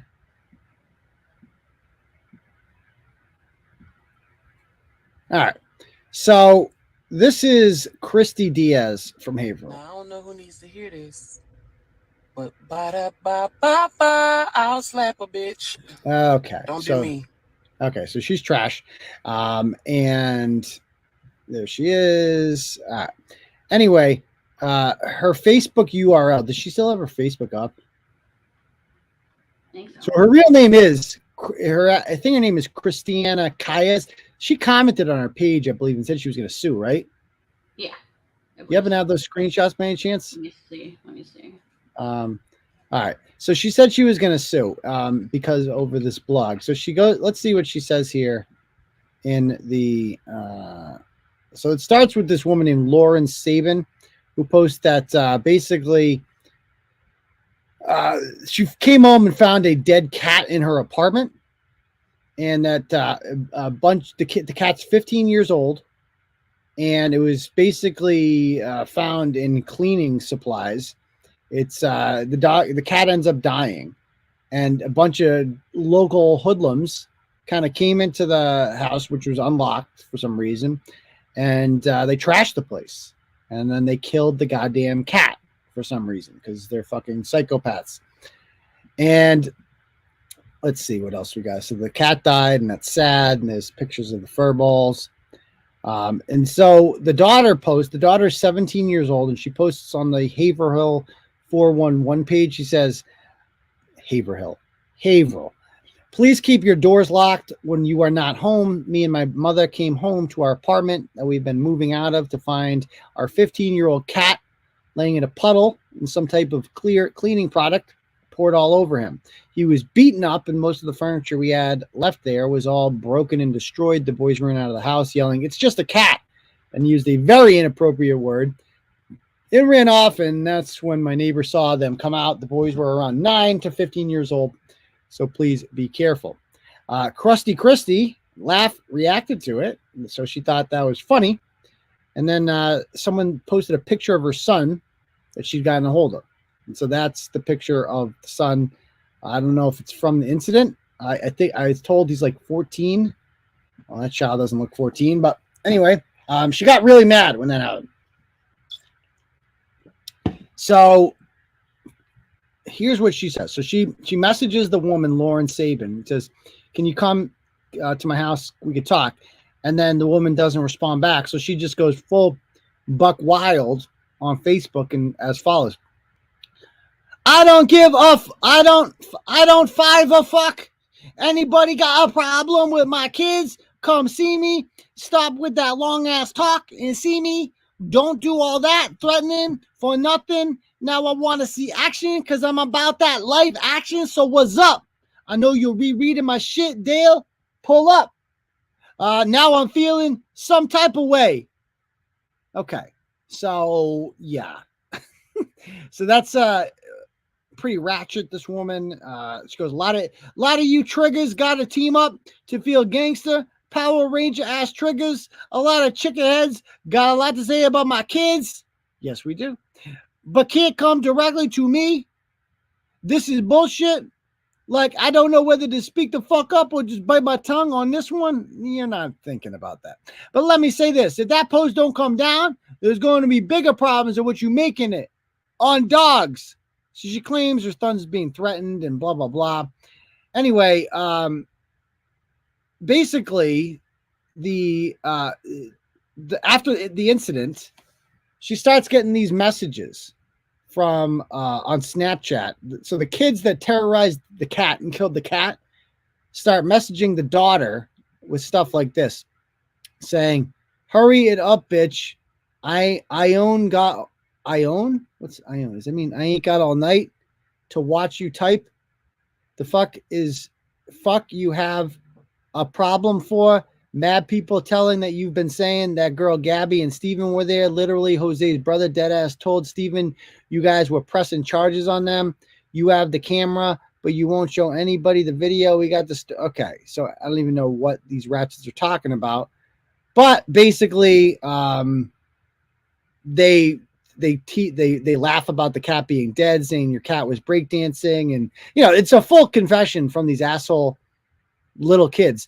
She has Krusty Christie has other ghetto trophies. She has like two other shitbag kids, I guess. I don't know. But the whole story is fucking crazy. I guess the kids they have been known to do this for quite some time. They have no rules. They go around just terrorizing the neighborhood. And because they're minors, there's nothing you can do about it because you can't, in this state, minors don't. Back in the day, we used to send kids to juvie. Remember juvie? Whatever happened to juvie? We don't do juvie anymore. So these kids are running wild on the streets of Haverhill, causing problems, murdering. Look at this poor fucking cat. Look at that poor cat. The cat died. So families switch up, triggers switch up, bitches switch up. It's life. Anyway, so yeah. All right. So I don't know. The cats, they seem like a nice people, but whatever. I'm not gonna lie. Like some people did message me afterwards about Lauren. They're like, they're telling me, oh, she's ratchet and she has a past and blah blah blah. And I don't know. Like I've been played before, obviously, by people like this. But the person that messaged us, like they did admit the kids killed the cat. And so to me, it doesn't really matter about Lauren's past or present doesn't really affect the story at all. The story is these asshole kids broke into a goddamn house and they started killing cats and shit. So, yeah. All right. So, you know what, guys? It's a shorter show tonight. We didn't have that many big, like, I covered a lot. We had a lot of fun on the Tuesday show, if you didn't see that. And I kind of went off on the rhinos on the Turtle Club Thursday night. So go watch that if you haven't already. But no, yeah, there's too many Laurens. That's the other thing. No more Laurens. There's no more Laurens allowed in there. We have enough of them. But all right, guys. So why don't we do a little Ask Turtle Boy to end it? Let me check you don't want to do the guy in the shed? It's just too much stuff. I'm good. It's not. I mean, a guy died in a shed. So I mean, do you want? Let's fucking do it. Let's run through that one. Fine. Let's do it. Let me talk about the guy in the shed. Actually, and then we'll do some Ask Turtle Boy. Did you happen to see your comments? No, I didn't see any. I went on Turtle Boy and on the other one on Clarence, and like I saw she was laughing at comments, but she didn't like say anything unless she deleted them. All right. So this story here is out of Shrewsbury, and let's see here. So I published this the other day, and it says we got a message that basically there was an OD death in the garden shed at 11 Rawson Hill Drive in Shrewsbury on Sunday. Well, the ME took out the body of a well-known at the home of a well-known drug dealer. Okay. His name is Johnny Non. He is somewhat educated, but can only seem to hold a job on and off at the Shell station. His girlfriend is a tree too, Christiana Connolly. Both have criminal records. The Shrewsbury Board of Health was alerted to the fact that a young man was living in the shed at the address, even had a bunk built in there, an illegal residence, obviously, and he was a drug addict. The Board of Health did not respond to the email complaint until it was threatened that the complaint would be forwarded to the Select Board for investigation. Their response was that they completed an inspection on 9/27, but nobody was living in the shed. And then 3 weeks later, they said that man in the shed died in his bunk. The town manager and Select Board were alerted, and they are looking into it. See how something was missed. So this is pretty crazy. So this woman gives me the receipts here where she sent the town of Shrewsbury, which is a lovely town. It's not like a ratchet town at all. And she messaged the health department and told them that, look, there's a guy sleeping in the fucking shed of a well-known heroin dealer. And they also have a pit bull that runs around like crazy off a leash. Can we do something about that? So then nobody responds. Almost a month later, October 16th, she says, will somebody please explain why I have received no response to this email to date? They are at the moment out searching the neighborhood for their loose pit bull and the dog that attacks people, screaming down the street. Those emails will be forwarded to the Select Board this week if no resolution has been made. The entire neighborhood has had enough. Okay. And then Kerry Stockwell responds and says, I have copied Keith Elms, who is our animal control officer, with regards to the loose dog. He works out of the police department. The health inspector conducted a site visit, and there were no violations at the time of the inspection. No one is living in the shed, which is just completely untrue. And there are no dogs running around. And then she responds, she goes, please advise what evidence your office needs that there is indeed someone in the shed. I will defer to the health inspectors. Okay, thank you. The son is a non-contributing member of society that deals heroin. I'm sure your office is aware. Okay, and so this is Johnny Non. Yikes. That's the heroin dealer. He looks like a crackhead Bill Shaner, really does. And I look up his court records, he's been arrested multiple times for having drugs on him or selling them, particularly heroin, and never went to jail for any of this shit. This is the goddamn shed. Okay. Neighbors know someone was living in there because there's fucking wires coming out of it and shit, and they were building a goddamn bunk in it. And it's just a real menace and an eyesore. This is the girlfriend, okay, Christiana, who went missing in Hawaii last year, probably on some drug-fueled goddamn bender. They ended up finding her, and this is in 2020. The dead guy's name is Jacob Glynn. And he's obviously got issues with substance abuse, whatever. And by the way, you go through his page and just filled with, not that it matters. It could be right-wing stuff too. It really wouldn't matter. But this is what he spent all day doing, basically, is just Black Lives Matter. And my favorite part of his Facebook posts were the ones where he would talk about masks and COVID. It's like, dude, and it just made me realize, I'm like, we got lectured about masks from fucking junkies. Like, dude, you do heroin. You're dead from drugs. Sorry. I mean, it's a shame that you're dead from drugs. You're another one lost in the opiate crisis. And it kind of is a microcosm of our society. Like, we cared more about masking and stupid jabs than we did about the opiate crisis in this country. Like, this kid has a fucking drug problem that eventually killed him. And he was more concerned about goddamn masks than he was about the poison that he was putting into his own body. If that doesn't sum it up, I don't know what will. And quite frankly, this is, I would like to see that. It was a Friday night news dump when I put this blog out, but this is a real fucking problem for the town of Shrewsbury, I think, especially if you're the parents of the dead kid now, because you were alerted to this. It's in writing.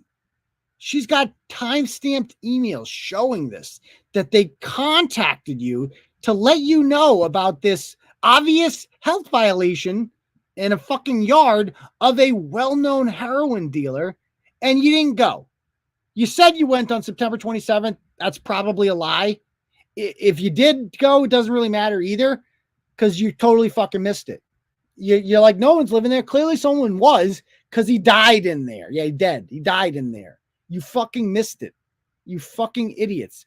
And these health boards that missed this are the same ones that fucking put mask mandates in the town of Shrewsbury for like 2 goddamn years. They were so much more concerned about masks and COVID than they were about fucking junkies living in illegal sheds. Okay?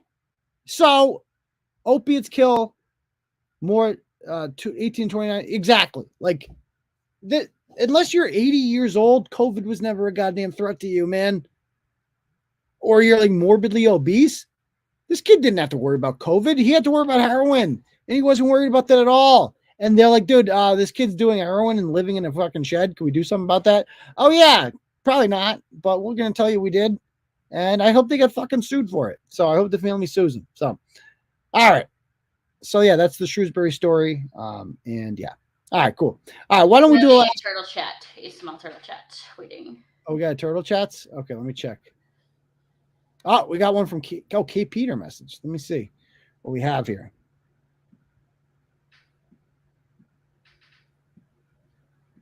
That's so kind of her. I didn't think Kate Peter would donate to her program, but she's swimming in e-begging, so life is going good for her. She goes, I talk shit about Lauren the Laguna because she's so much prettier and smarter than me. I'm lying about her on my show, and I should be scared of litigation, but I never learned anything from my past. That's true. That's why my life is in the toilet. Oh, it's not that. Kate, you got an apartment and a YouTube channel. Don't be so hard on yourself. I've lost 2 children, but Kate, you kept 2 too. So it's not that bad. You kept 2 as well. I've lost 2 children, and I have no husband. You do have a husband, Kate. His name's Stephen Young. Against he beat the shit out of you. Yeah, and he wants to divorce you. I don't know why you're not signing those papers. You say Andrew Johnson's your husband, but he's not. It's Stephen Young. And I have no degrees. You got a high school degree from what, Monomoy? Is that where you went? I don't even know. So you got a high school degree. That's good. Those are hard to get. And no qualifications. Well, you have a YouTube channel. So, I mean, don't be so hard on yourself, Kate. I would hide in shame, but I have no self-awareness. I think you do have self-awareness, Kate. You're such a pathological liar that you're a gaslighting professional. That's what I call you. I'm about to get royally fucked again, and I won't even see it coming. I can't wait. Ooh, Kate, don't be so hard on yourself, Kate Peter. You have a lot going for you, Kate. You have a YouTube channel. You have subs from Australia who give you money to fight lawsuits from Chile to Castro. And that's going well because you were like, people did ask about that whole thing.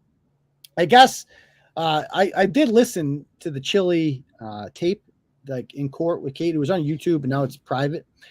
But apparently, court did not go well for her the other day.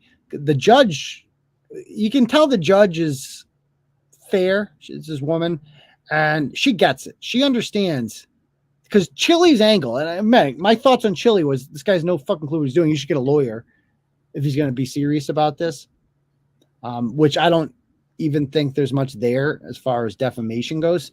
But the angle that Chili seems to be pushing is that she runs a harassment farm, right? That's his and he might have something there, to be perfectly honest with you. The difference between me and her, because you could make the same argument about me, Deb, right? Like you could say, that's what they always say about me is that my followers harass people, right? Like obviously my guy 7-pounder here knows a little thing or two about that, right? And getting me in trouble for that. No hard feelings, 7-pounder. But I would say a big difference between her and I is like, first of all, I run a blog and I have followers. I can't be responsible for what they do because I just write the blogs, man. Whereas she doesn't write blogs. She literally just goes on there and shits on one guy 1,000 fucking times in a row. And has a past history of like sending people to people's homes and shit. That's why she has a full year restraining order on her, which is relevant when you think about it. She has a full year restraining order on her and is facing criminal charges from the Boston Police Department because, oh yeah, she violated that order. And the worst thing she could have done is rename her channel Troll Mafia. Like that's like the worst fucking name. If you're trying to make yourself look like, oh, I'm just running a YouTube channel and talking about people, don't call it Troll Mafia. Like that's, first of all, those are two bad words, troll and mafia. It makes you look like you're literally, the purpose of your organization is to harass people and like create a mafia type thing. And he's hammering that point home. I don't know if it's going to go anywhere, but that's clearly the angle he's going with. And it's working because she had to go on her channel the other day and be like, guys, I can't talk about this anymore until this is like, and because that's what the judge asked her, both of them to do. Is like a détente situation where, so you say what you got to say and keep it moving. Exactly. I mean, that's the difference between her and I. It's like I talked about these blog subjects tonight. I'll talk about the next ones tomorrow. If you keep coming back at me like Monica Cannon Grant does, then I'll talk about you again. But and also Monica Cannon Grant, no offense to Chili DeCastro, but she's a lot more relevant than he is. Like she Rachael Rollins thanks her at press conferences. Like that's never happened to Chili. So obviously there's a big difference there between the two of them. Chili's just a guy on YouTube, who entertains people by auditing cops and harassing them and shit like that, and fighting for our rights or whatever that means. But anyway, So apparently she did have some, do you see the comments she had about me, Deb? I hate to dwell on this too much, but I mean, Kate's leaving donos, so I feel like I need to bring this up. Let me show you. So let me pull it up over here. Stop screen, share screen. So let's see. Guys, I just want to pop in and reassure everyone that purchasing a membership through YouTube does not open you up to any criminal or civil liability whatsoever. Very transparent. Okay, good job, Kate. So I responded to her and I said, are you going to address the full year harassment prevention order that you had placed on you or the criminal complaint filed by the Boston police? So what did she do? So let me read her comment back. This is her comment. So she goes, as soon as you address making a fake Ryan Waters Facebook account and then using it to author violent threats against your own children, using their private family photos and then taking those fabricated threats to court in an attempt to get a restraining order on him. So once you start talking about that, like you're using Ryan Waters talk here, like you sound like a fucking lunatic. Nobody knows what the fuck you're talking about. Like you're doing the whole Kate rambling insanity thing. This theory that they're fucking putting out there about that has actually been brought in front of a couple magistrates by Ryan Waters, and they were like, dude, that doesn't make any sense at all. We're not listening to your nonsense. So it's already been debunked or whatever, Kate. Nobody knows what the fuck you're talking about. So she goes on to say, also, I'm charged with exactly nothing. Well, the Boston police are attempting, they've filed a criminal complaint against you. And they believe there's grounds for a charge there, which is why you have a probable cause hearing coming up. And you, every time you try to use it as a weapon against me, what weapon? Or send certain parties over to stalk my pages. Have I ever sent anyone over there to stalk Kate Peter? Does anybody recall? No, because I don't run a troll mafia. So I don't do that. Accidentally show that's what you're doing. You're only helping me in the long run. Oh yeah, things are going great for you. I'm still, this was the comment. I'm still generating more traffic and money than you, Aidan. Cry more about it. Traffic. Okay. I have a website that gets over 1 million fucking page views a month. You have a fucking website that you don't even update. I have Facebook. I have over 65,000 followers on Facebook. I have over 50,000 followers on Twitter on the 2 accounts. On Instagram, a few thousand followers on there, right? Got 22,600 subs on here, right? Rumble will have thousands of people pretty soon. And oh yeah, I built my own fucking streaming service directly on my website that people pay to use. Okay, it's called Turtle Club, and it's going quite well, actually. But yeah, besides that, Kate, you're fucking way. I mean, does she believe this? Does she actually believe this? That like she's somehow more successful than me? Does she believe that? Because I don't know. It might be like kind of like an act too. Like she's gonna play the whole big. Yeah, it might be part of the act, like the bravado. She goes, right. I guess you've come here to remind yourself how hated you are in the larger world. Not really. Side note, I get any harassing calls at my work. I can point to where you put my info and asked for it. Did I put her info out there? Not that I remember. I've never. Okay, don't call Kate Peter at her work, even though that's what she does to people all the time. She literally emailed the mother of my fucking children about like the Genduso thing. She got an email at her fucking work and CC'd the principal of the school about that. That's how fucking crazy Kate Peter is. And she's like, yeah, I know. Everybody, like, I fucking talk about it on my fucking show. It's not a fucking secret, you idiot. She sends it to her.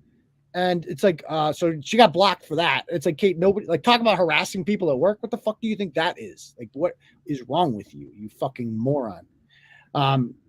So I guess, let's see, harassment. Can't wait till she finds a new dad for her kids. Actually, Kate, they're my kids too. The thing about children is two parents are required to make them, so I am actually the parent of them as well. And there's this thing called custody that I will always have of them because I'm a good father and I take care of my children, Kate, and I provide for them. That's I mean, just imagine actually saying that. Imagine actually thinking that you can talk about having custody of your kids to anybody else when you've lost 2 of them. That's insane. That's like fucking crazy. When you think about it, to be like, yeah, I've lost 2 of my kids, but I'm actually going to criticize somebody else for being a bad parent. That's wild. That takes some fucking balls right there. Like, or just like a complete lack of self-awareness. You cheating, okay, fine. Drug abusing, deadbeats. So again, making shit up. I don't do drugs, Kate. You do. I know you do coke. You told me that. I don't do drugs. I take Adderall. I have a prescription for it. It's a fucking medication, dumbass. And I don't abuse it or sell it or anything like that because they actually you have to take piss tests for it to make sure you're taking it. So yeah. So this is my response to her. I go, you're so mad.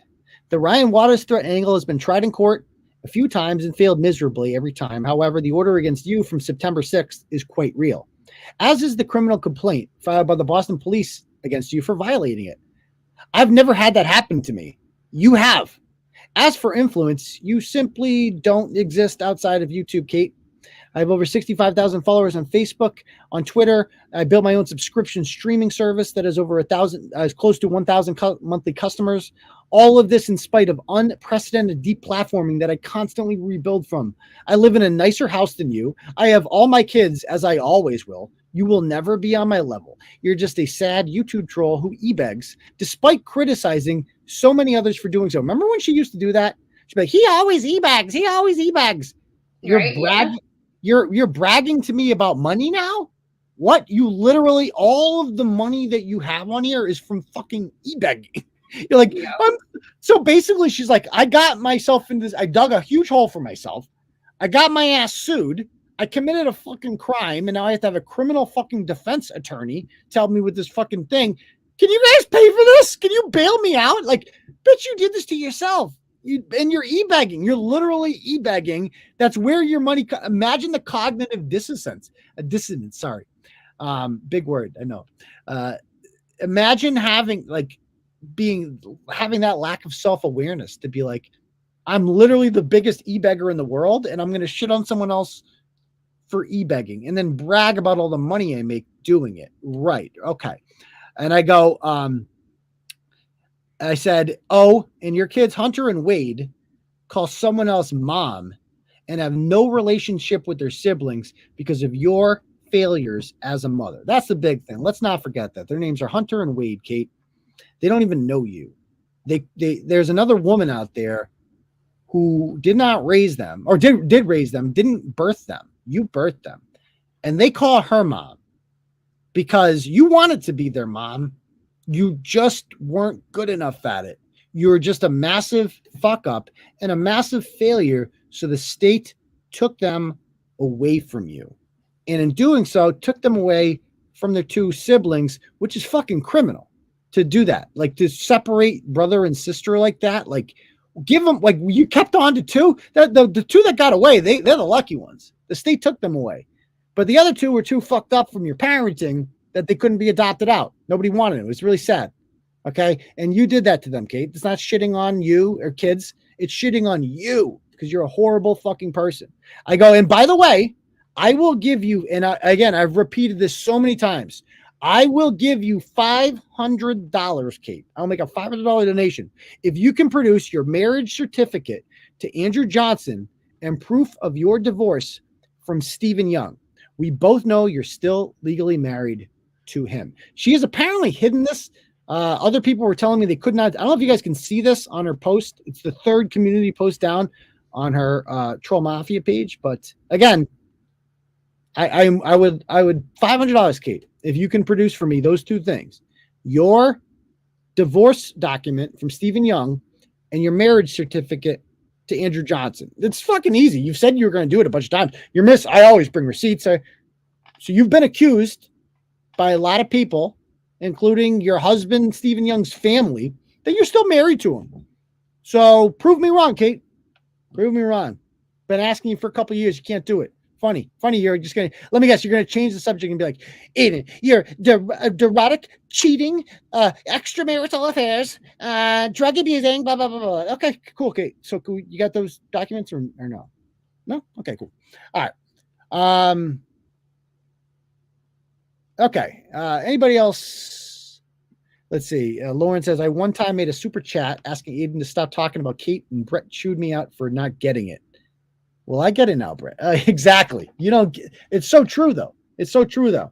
But now he's got to kiss her ass for clout. But everybody wants you to talk about Nancy, the Pelosi thing. Yeah. So what the fuck is going on there? Okay. So if you guys didn't see this, pretty crazy story. It was reported in the news that yesterday or 2 days ago, whatever, that Nancy Pelosi's husband, Paul, who's I think like 82 years old, he's a multi-millionaire stock trader. And Nancy Pelosi has made her wealth off of that and probably helped him out with some insider trading, quite frankly, giving him some tips. It's unethical, I think, for congressmen to own that much stock and trade in it. And a lot of progressives have tried to ban that, but Nancy Pelosi's like, no, we can't. Anyway, they're obviously extremely wealthy, and they live in a gated community in a very upscale part of San Francisco. Somehow, a naked guy, a nudist, got into her house when she wasn't home with a hammer and attacked Paul Pelosi with it while yelling, "Where is Nancy?" And as soon as this comes out, immediately every fucking communist on Twitter is like, "Oh, this is all the right-wing rhetoric caused this." And it's people on Twitter, right-wingers, who are encouraging this violence. This is what they always do. They say violent thing happened and it is a result of free speech. So we should stop free speech because free speech causes violence, which is fucking hilarious coming from them because, oh yeah, Steve Scalise and a whole bunch of Republican congressmen got shot by a deranged Bernie bro lunatic who did it for political reasons. And oh yeah, Rand Paul got beaten by his fucking neighbor, and all of you motherfuckers loved it. And you posted about how you were going to vote for Rand Paul's neighbor for president and all this stuff. So stop pretending that this isn't a thing. But as it turns out, the guy's not even a MAGA. He lives in a fucking commune.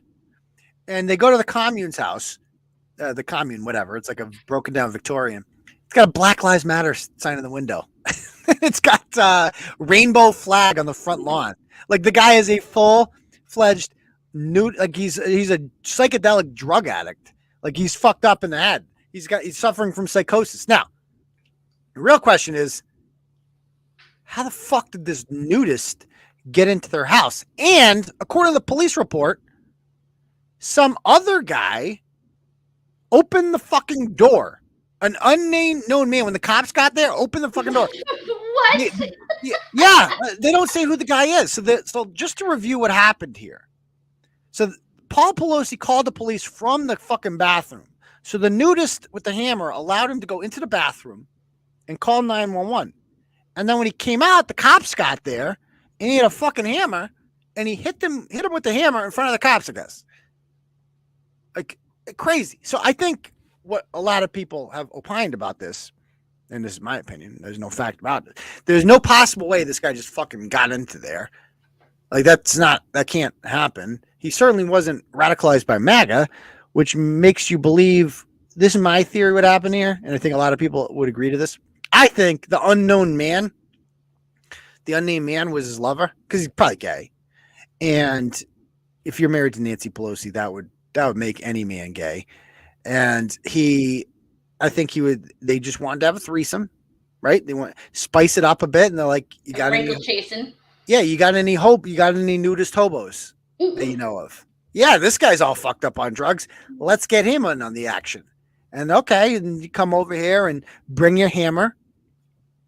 We can play around with that, have some fun.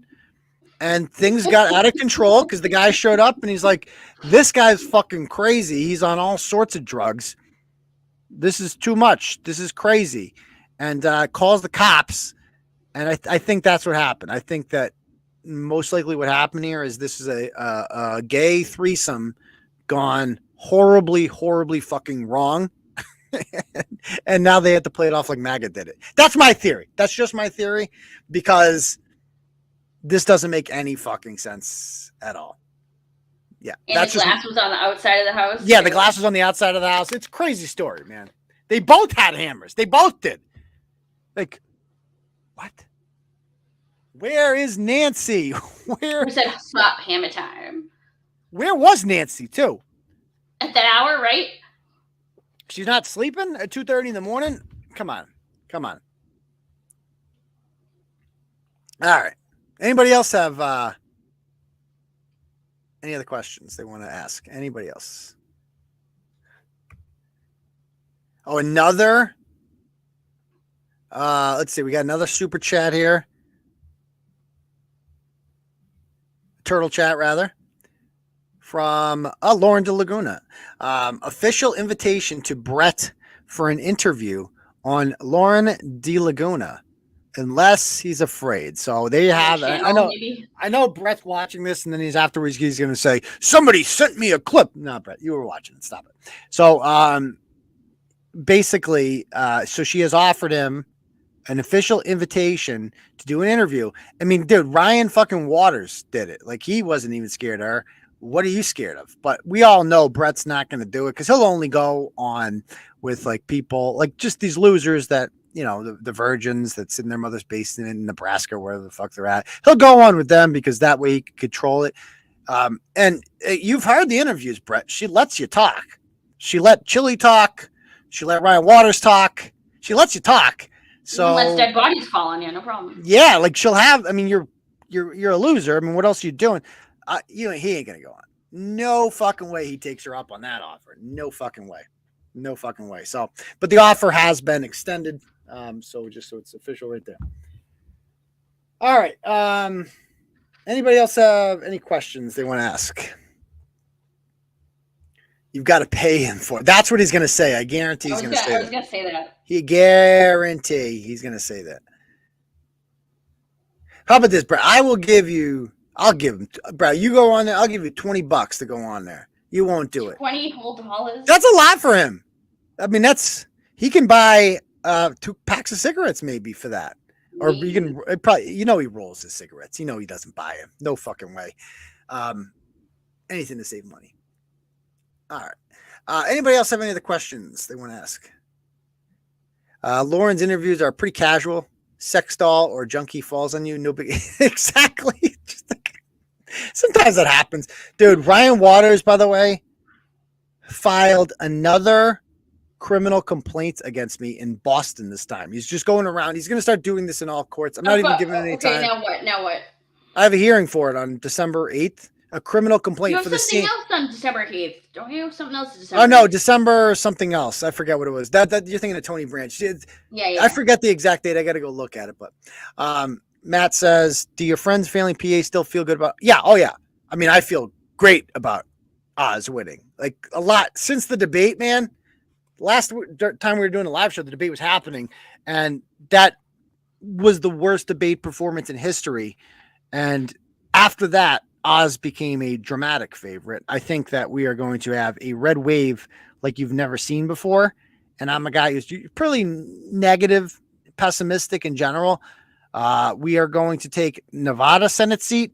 We're going to take the Arizona Senate seat. Blake Masters is fucking killing it. Herschel Walker's winning in every poll now. And Oz is winning in every poll now. So that's 4 seats we're going to take right there. And I think we got a shot in New Hampshire too. General Bolduc there is gaining in the polls.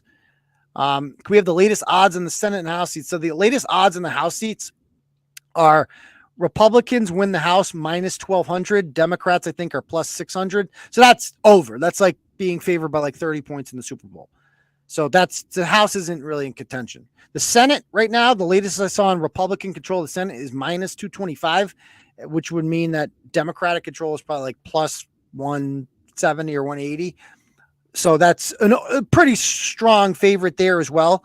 Again, you just have to win 2 of those 4 seats. Oz, Walker, Masters, and Laxalt. You just have to win 2 of those. We should win all 4 of those. No problem. So I think we're going to win that pretty easily. And let's talk about governor's races, guys. Like, we're going to win Oregon, New Mexico. These are blue states. We're going to win fucking governors in those seats. And in red states like Georgia, Florida, and Texas, those 3 that already have Republican governors, they're going to win by double digits. Greg Abbott's going to, Beto O'Rourke is like, he is our Jeff Deal. Like Beto O'Rourke is our Jeff Deal, and Stacey Abrams. They're the person that's put up to lose. They're controlled opposition. That's what they are. Like everybody knows Beto O'Rourke is not going to get elected statewide in fucking Texas, but they just put him up there because who else are we going to, it's Beto's the guy, right? And that's the way we are with Jeff Deal. It's just like, well, we got to put this guy, he'll run against her. He's there to get killed. Oh, in New York, that's close too. I don't think Lee Zeldin's going to win that. I don't. But the fact that it's competitive is so embarrassing for them. New York should not be in fucking contention. They should win by 20 points every fucking election. But Hochul is just so unlikable. You're like, wow, I get how Giuliani was elected because he had charisma. This woman, Jesus Christ. Oh, and how can I forget? You were in the middle of talking about something. Carrie Lake. I mean, Carrie Lake, dude, is special. Carrie Lake is like the letter that she wrote to Liz Cheney thanking her. You got to see this fucking. I tweeted this out. Do you see this, Deb? No, not Twitter. You got. Not Twitter person. You got to get on Twitter. Twitter's where everything fucking happens. So let me bring this. I'll bring this up over here. You guys got to see this link that Carrie Lake sent out. Wait, what did Laura say? That I've been over this already? Yeah. She wants to know more about Ryan. Fuck Ryan. What? He doesn't matter. I mean, I hate giving him what he wants. So this is Carrie. This is a letter that Carrie Lake wrote to Liz Cheney after Liz Cheney was basically is working against her opponent. Now, Carrie Lake has no chance of losing. So it says, "Dear Liz, thank you for your generous in-kind contribution to my campaign." In-kind contribution is when you like advertise, you help someone out without paying them. So she goes, "Your recent television ad urging Arizonans not to vote for me is doing just the opposite. Our campaign donations are skyrocketing and our website nearly crashed from traffic as people rush to learn more about my plan to put Arizona first and join our historic political movement. In fact, my team tells me your commercial should add another 10 points to our lead. I guess that's why they call the Cheney anti-endorsement the gift that keeps on giving. While we appreciate your in-kind contribution, the $500,000 ad buy likely exceeds Arizona's $5,300 individual contribution limit. Thank you again for the huge boost to our campaign. Enjoy your forced retirement from politics. I know America will rest easier knowing that one more warmonger is out of office." The end. Just like she's fucking glorious, this woman. It's so true, though. It's like that's why people like her, because she's a fighter. She's been on TV before. She's fucking awesome. So, like, we are getting a special brand. This isn't like a regular red wave where we just get a bunch of, douchebag Republicans. We're getting winners here, man. We're getting people like Blake Masters, Carrie Lake, JD Vance, Caroline Levitt in New Hampshire.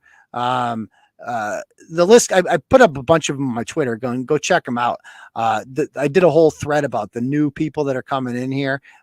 Maybe Bolduc gets elected. Maybe we get Tudor Dixon in Michigan, Joe Kent in Washington State, Anna Paulina. I mean, look at this is fucking like it's a new day, man, and the country is in good fucking hands after this red wave. I feel optimistic for the first time about the future. Not this state. This state is immune to all that. Like, there will be no Republicans elected to Congress in this state.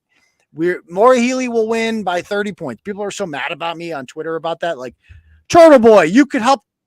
I mean, God bless her soul.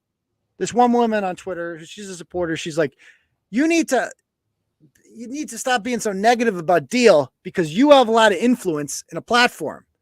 And I'm like, I appreciate the compliment, miss, but I couldn't get elected to fucking school committee in Holden.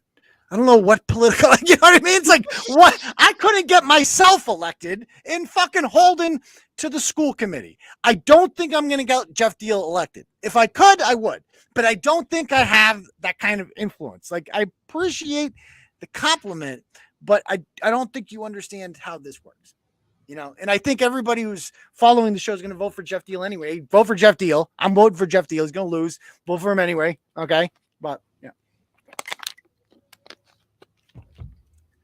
Yeah. I mean, that's the thing. It's like people who think Republicans win. It's like, I don't even know what to say to these people when they say that. I'm like, oh, you poor soul. They're like, well, Charlie Baker. I mean, well, Scott Brown was down in the polls too. Well, Scott Brown was a rhino. Okay. He ran as a pro-choice Republican. And he also was going against a historically weak candidate. You cannot like Maura Healey, but she's popular, whether or not you like that or not. And yeah, so like it's a completely different scenario. That was also a special election year, so it was low voter turnout. And he was only down by like 5 or 6 in the polls when he came back and won.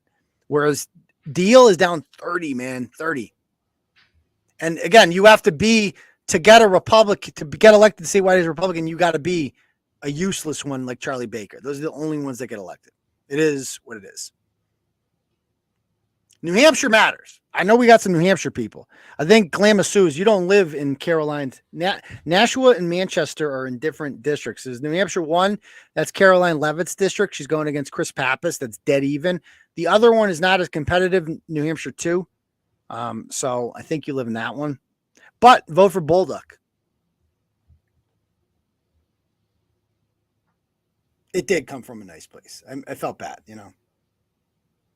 Did Paul Pelosi get a prostate examination? He should. I think he was getting one when the cops got there, and it got a little out of control. Mass is way overeducated to ever get. That's one way to put it. It doesn't sound good, but it's kind of the truth. Like these people with the, a lot of master's levels degrees. It's not always a good thing. Not always a good thing. No, there will be a red wave in Connecticut because no, that's actually Connecticut 5, my friend. There's a candidate, the incumbent. They haven't had a Democratic candidate in Connecticut, a Democratic congressman in Connecticut since 1987, and they have 5 congressional districts there. And Connecticut 5 is represented by a woman named Johanna Hayes. She's a squad light. She's the African American woman. That district represents Waterbury and Danbury are the 2 big cities in that district. And she is, it's a blue district. It's like a +10 blue, I think, but it's a red wave year. And this guy named George Logan, he's in the state Senate. He's a MAGA guy. He happens to be black too.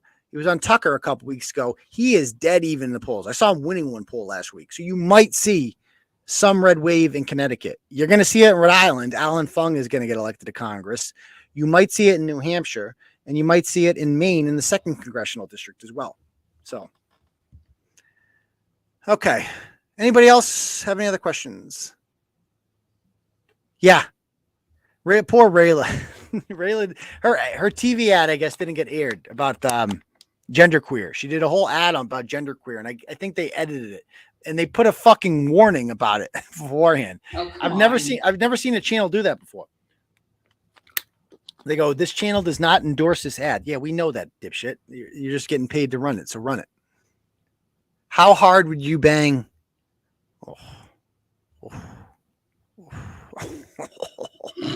Oh, I think stop it. You're getting me thinking. Stop it. Okay. What percentage chance do you put on Trump? Dude, that's the thing. He's going to Pennsylvania. Or is he going? Yeah. It's like he makes everything about himself. That's the thing. But anyway, hopefully he doesn't do too much harm. Are you going red or blue? Huh? What are you confused about? Like, I don't get the people that are saying this. Like, are you guys not listening? Are you guys not listening? Yeah, I'm voting. I'm voting for all Democrats. Yeah. He's a Democrat. Have you heard? What kind of question is that? Why would you possibly ask that question? No offense. I don't want to offend my followers and subscribers and supporters. No offense. I just don't get why you'd ask that question. No, I'm not voting for communists. Okay. Hope that clears things up.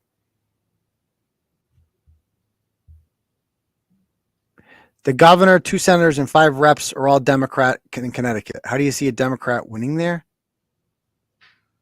What are these questions tonight? Did you not hear my fucking rant I just did about Connecticut Congressional District 5? The other 4 seats aren't open at all, just 5. The 5th Congressional District has a shot at flipping. The governor's not going to flip. The senator's not going to flip. But the 5th Congressional might. How do you see a Democrat winning there? Because I don't understand the fucking question. What are these questions tonight, guys? Let's pick it up here. Trump got mad at Blake Masters for not spewing the Dominion. Did he really? Unfucking believable. Like, fuck Trump. Like, fuck him. I'm so sick of it, man. I hope DeSantis balls up and fucking runs against him and takes a shot at the king. I really do. Okay, 1 seat. How is that a red state? Oh, Jesus Christ. These fucking people. Again, you're my supporter. So let me explain this to you real quick. So Connecticut is what we call a state. Okay, you got that? There are 50 states in the country, my friends. And so if there are other seats in other states as well. in which districts are going to flip from blue to red, just like the one in Connecticut. So Connecticut is taking part in the red wave if they flip a congressional district. They did their part.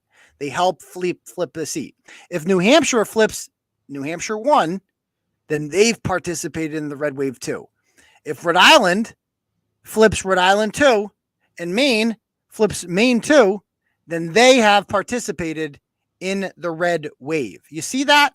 It doesn't mean that the whole fucking state becomes red.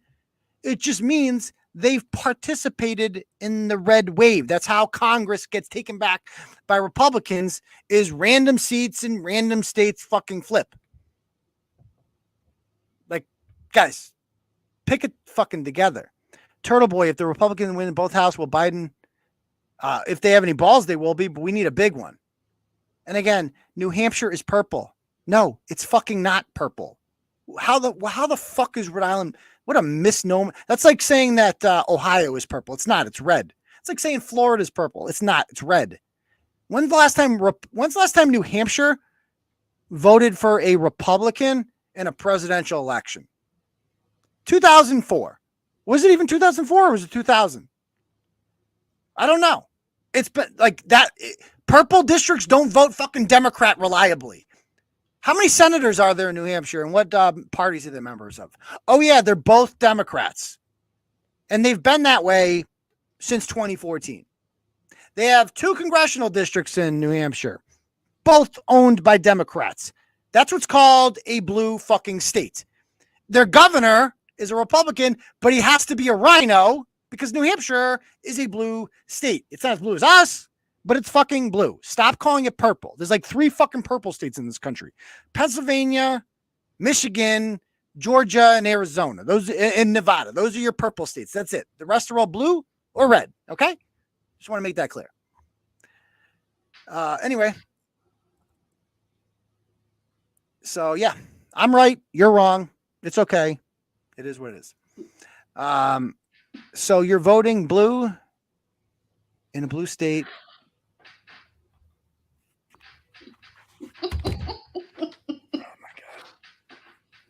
Oh my God. Give her the dunce cap, please.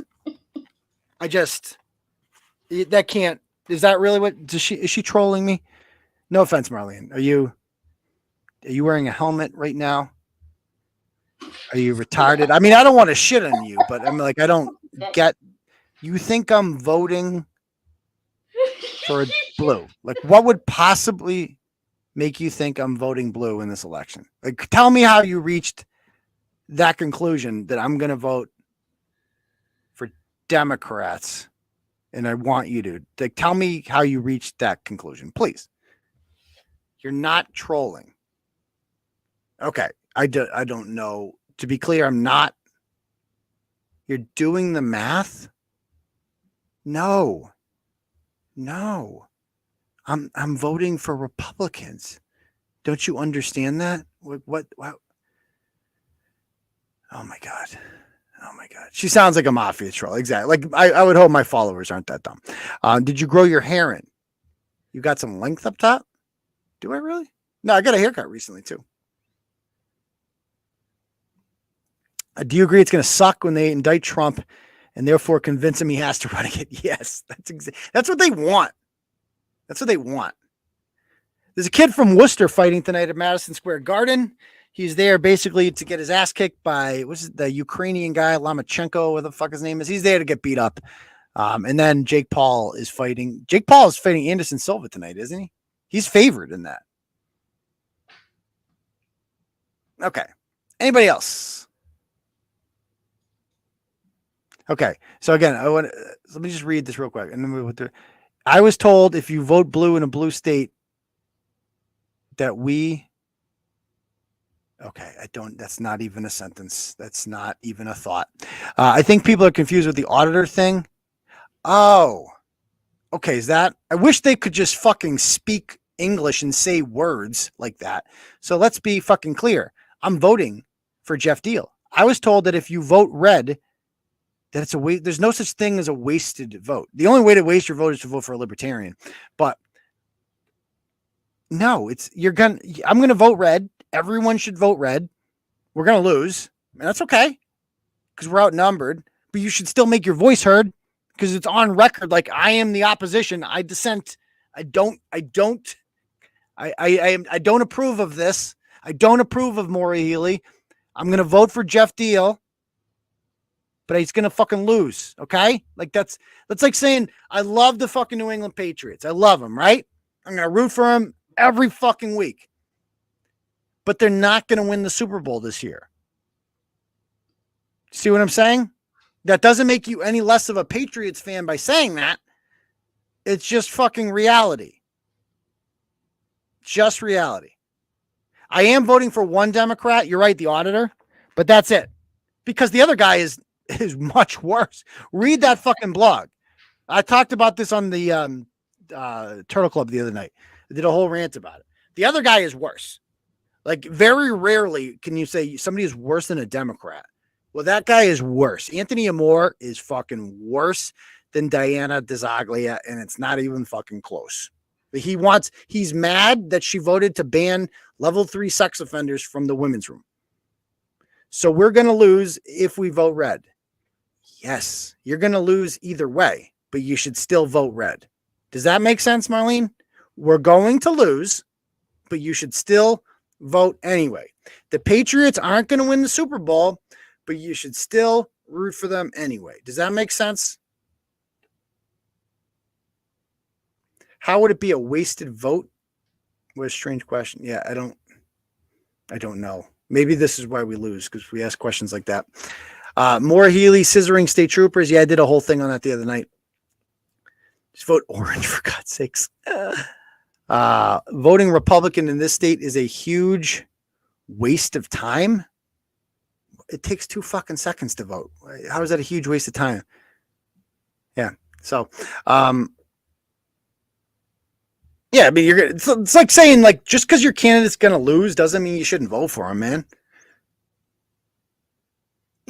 If you don't vote red because you feel we have no shot, then how are we ever? That's a fair question. It's like, yeah, you got to. I'm going to vote for Jeff Deal. I'm doing my part, man. Just vote because that's a good point too. The bigger the win, that's a good point too. That's because I think that's a fair way to look at it. It's like, we're going to lose, but if we can lose by less, then it sends a message that, like, we're still out here and we're still not happy. And you're going to get a fight when you try to push shit on us. We exist and we don't like you. Whereas if she gets like 75% of the vote, she'd be like, oh, I have a mandate now. I'm fucking so popular. I can do whatever I want. It's like, no, bitch, you got 60%. There's still 40% of the people out there who think you fucking suck. So better watch yourself. Right. Mastriano is going to lose, but if he gets, yeah, exactly. Mastriano has very small shot at winning at this point, but yeah. All right. Anybody else? Oh, God. The Patriots analogy is dumb. Didn't you say that Kate Peter, isn't this the guy who said the other day that Kate Peter is like a good show? So I'll take what you say with a grain of salt. We root for them week to week, and they have a chance every week. But do they have the chance at the Super Bowl? I'm asking, silly. What's the point of rooting for them every week? Like, the point of the NFL season is to win the Super Bowl, right? Do you think they're going to win the Super Bowl? No, but you're going to watch them anyway, right? Yeah. So you sound dumb, which is why you're afraid to use your real name, New England Rider, or whatever your name is, because you know how retarded you sound. So again, anonymous internet people, they like to say stupid things like that because they would never, ever put their real name to it. My name is Aidan Kearney. I stand by everything I say. I'm smarter than you. You're watching me. I'm not watching you. It's for a reason. I matter. You don't. That's the end of it. Oh my fucking God. Good. This is why we lose elections. They're trolling at this point, right? Okay.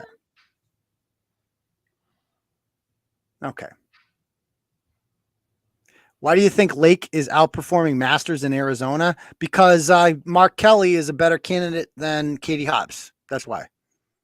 And she's more well known too. Blake Masters is new. He was not supposed to win that primary. Brnovich was supposed to win that primary. So he's younger. And people like Mark Kelly because he's an astronaut and his wife got shot a bunch of times. And Katie Hobbs is an introverted weirdo. So that's why. Chrissy looks like Darlene. That's so random, but kind of true. Kind of true. Did a bunch of pumpkins fall on people's head tonight? I thought you were a Republican. Do you vote? Stop it. Stop it. Okay. Like if you know your kid's soccer team is going up a team who is way better than them, you're still going to, yeah, it's really not that fucking hard. It's really not that hard. All right. Anybody else, guys, before we call tonight? I thank you for the shot. The Cooner gave one of the most enthusiastic endorsements of Turtle Boy I've ever heard. Fucking great. Thank you very much, Jeff. I appreciate that. Okay. Marlene's texting me now. Not texting, DMing me. What's she saying?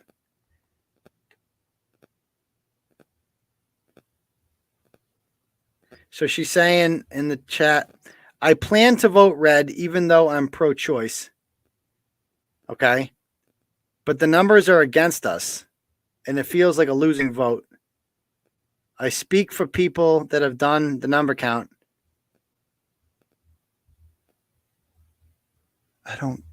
I agree with everything you're saying. I don't get it. Yeah, you should vote red, and we're going to lose.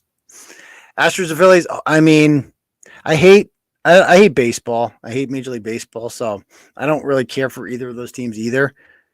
So I guess Astros. I don't know. I don't really give a shit about baseball. Mark Kelly isn't terribly popular. He is, though. He is. I mean, he whooped Martha McSally easily. He's a better candidate than fucking Katie Hobbs, who was one of the worst.